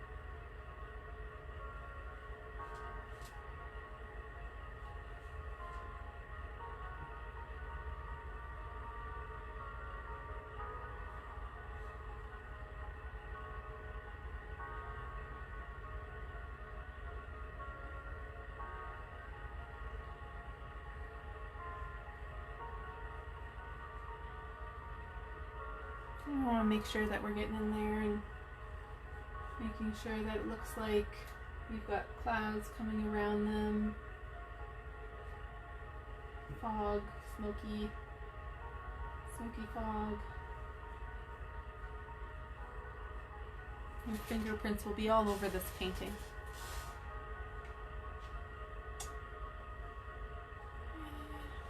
And I'm just waiting for people to catch up. If you haven't done the boulders yet, I'll just do a little bit more clouds and wait for you to catch up before we move on to the evergreen trees. When you're doing this, try to steer clear of where those evergreen trees are going to be, because we don't want to wait for this part to dry again.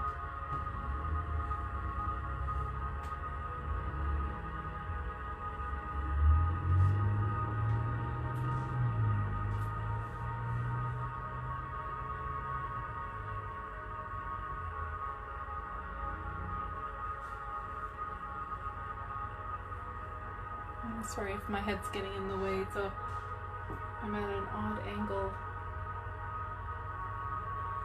Okay. Happy with that.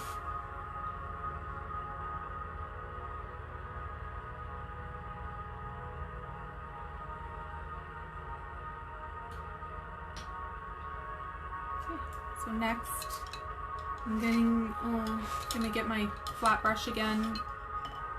You can get your hard bristle brush, you can get your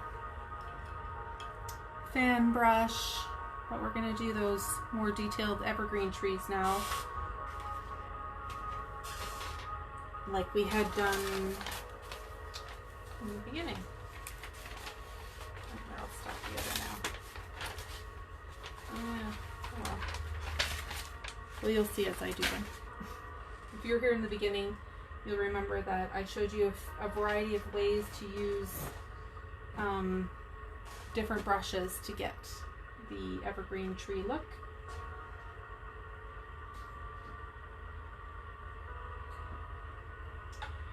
So on my original painting I had two sort of trees, two sister trees over here, and that's what I'm going to do first. So you're mixing the same color you mixed for this. I did a little bit of black and some blue and white.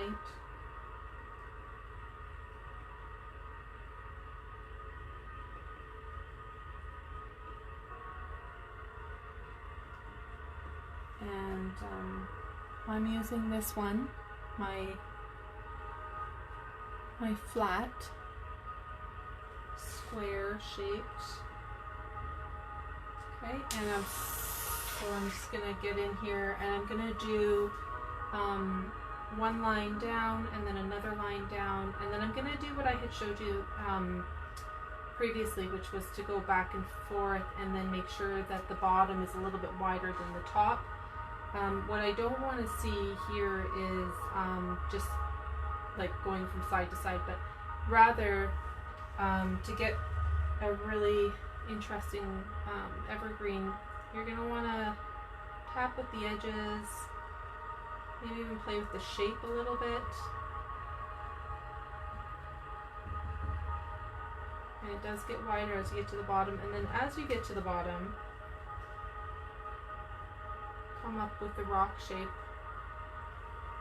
like that and pull it in to your boulder shape so it becomes one. So it's not just sitting on top. And then I'm going to do its sister tree here, so let's do one there.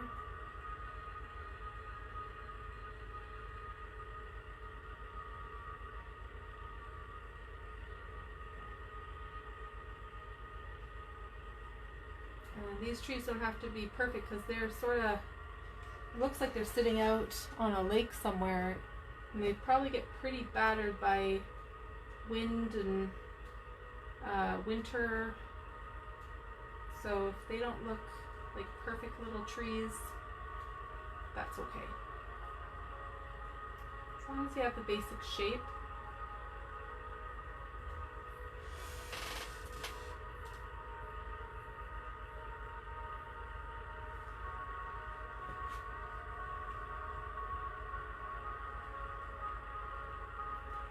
And I'm going to mix up a little bit more of that because I'm going to go over here next.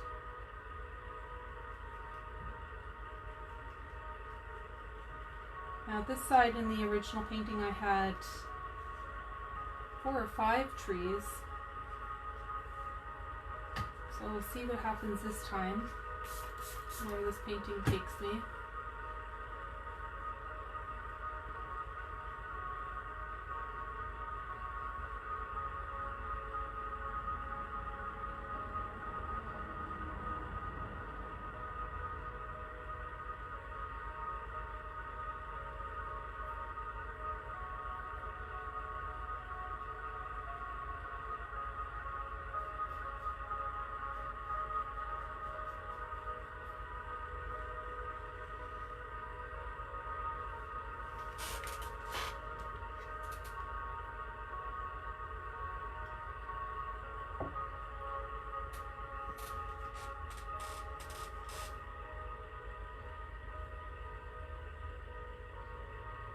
And they could be different size trees. They don't have to all be the same size. In fact, it's better if there's a little variety.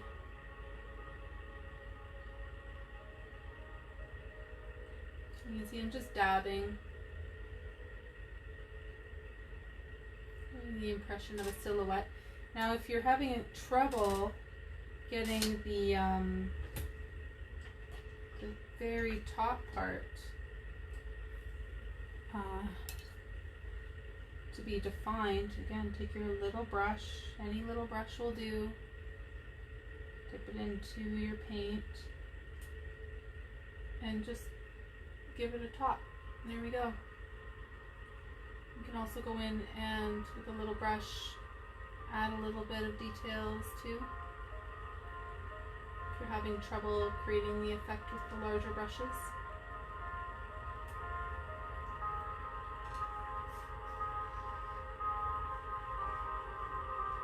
Now I'm gonna put maybe a few small tops here,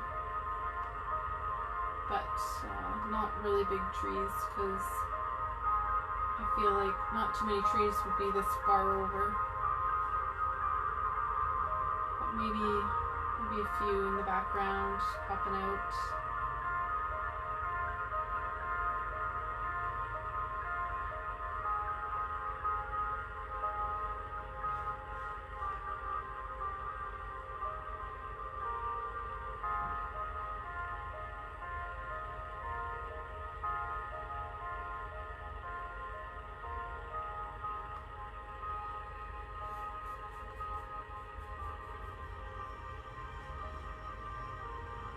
And this is probably the hardest part, so take your time with it.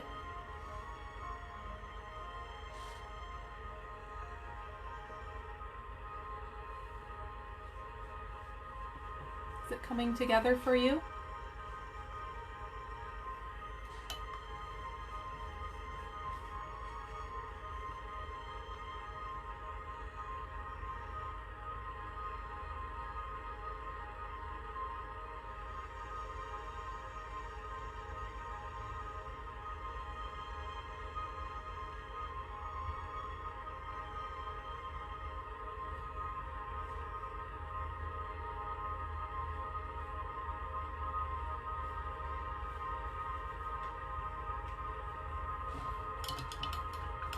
I'm just going to clean off my brush now, because I want to use this little flat brush to add a little highlight to the water.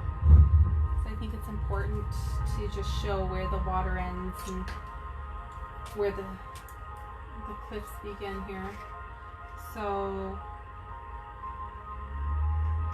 you can keep working on your trees while I do this.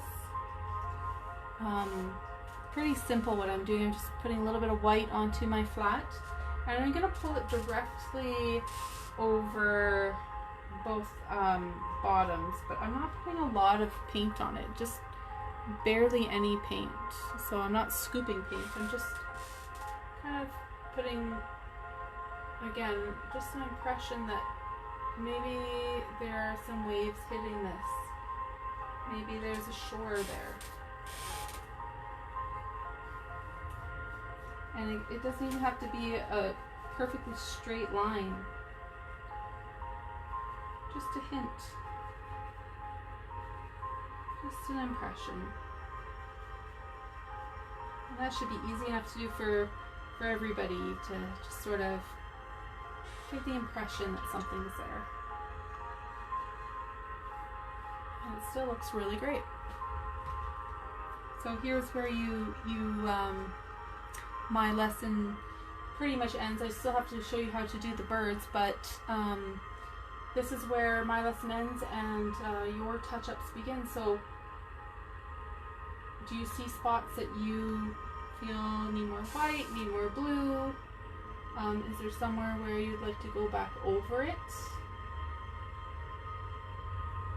Or maybe try some more blending techniques on a particular area. I can see right here I would like a little bit more blending, so I'm gonna wet my brush, and I'm gonna, for my own painting, I'm just gonna maybe go in there with a little bit more of that color and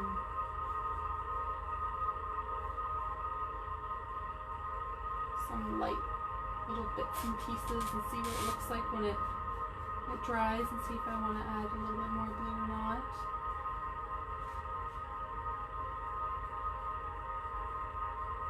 I like to create a little bit of interest by making things not perfect. Now for me, this line might have been a little bit too blue, so I'm going to add a little bit of, just a tiny little bit of dark spots to it.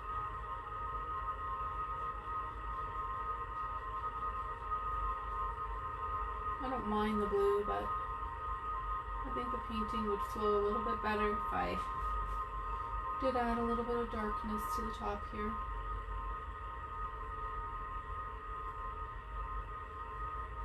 I'm just flicking it, but you could also use the smaller brush.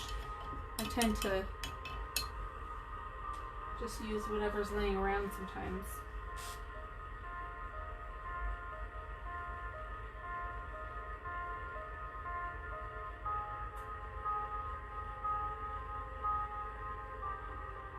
Same technique, up and down, random.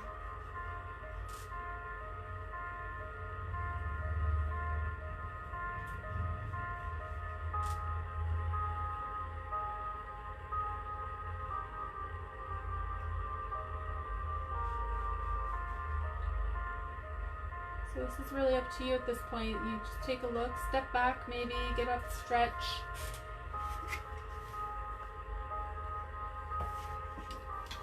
Wiggle out your shoulders a little bit maybe. And then come back to it and, you know, maybe stand across from the room and look and say, well, you know what, this spot could use a little bit more white, or it's all up to you now.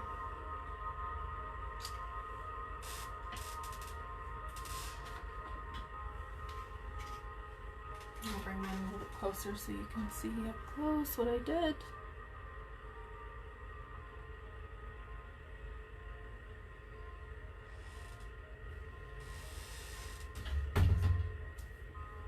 Now the last thing I'm going to do is the birds, which are basically really loose ends, right? So I'll show you what I had done with paint. And that was a really small round brush I did that with, but I don't recommend doing that if you're not super familiar with using small round brushes and whatnot. So to make everybody's lives easier today, I'm using a Sharpie. And yeah, it's just a really loosey-goosey. You want to put 3 because when it comes to visually pleasing images, rules of odd numbers rule. So there we go. So please comment and let me know how far along you are. If you have any questions, this is pretty much the end of the lesson for me. Let me know how you liked it, and if there is anything that I could improve.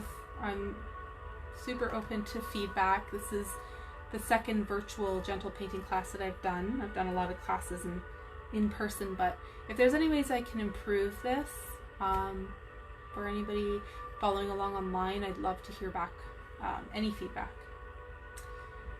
And my next gentle painting class will be July 12th. So if you do want to attend another one, join the Caring Connected Communities Facebook group, the Attached Niagara Facebook page, and you'll hear about it, and you'll see our event that's coming up. And just gonna double check for any comments. Okay, I think we're good. So I hope that you enjoyed the painting, and I hope that you take a quick picture of what you've created and send it to us in the comments so we can see how everybody did. If you do want to follow me as an artist, I am on Instagram, Art by Rhiannon Barry, or Rhiannon Barry Art. So that's RHIANNON and then BARRY. I also have a Facebook group, Art by Rhiannon Barry, and I have a website, bewhimsyartloft.ca. So bewhimsy, BEWHIMSI, and then artloft, ARTLOFT.ca. Okay, thank you very much for joining me, and I hope that you had a relaxing afternoon painting. Have a good day.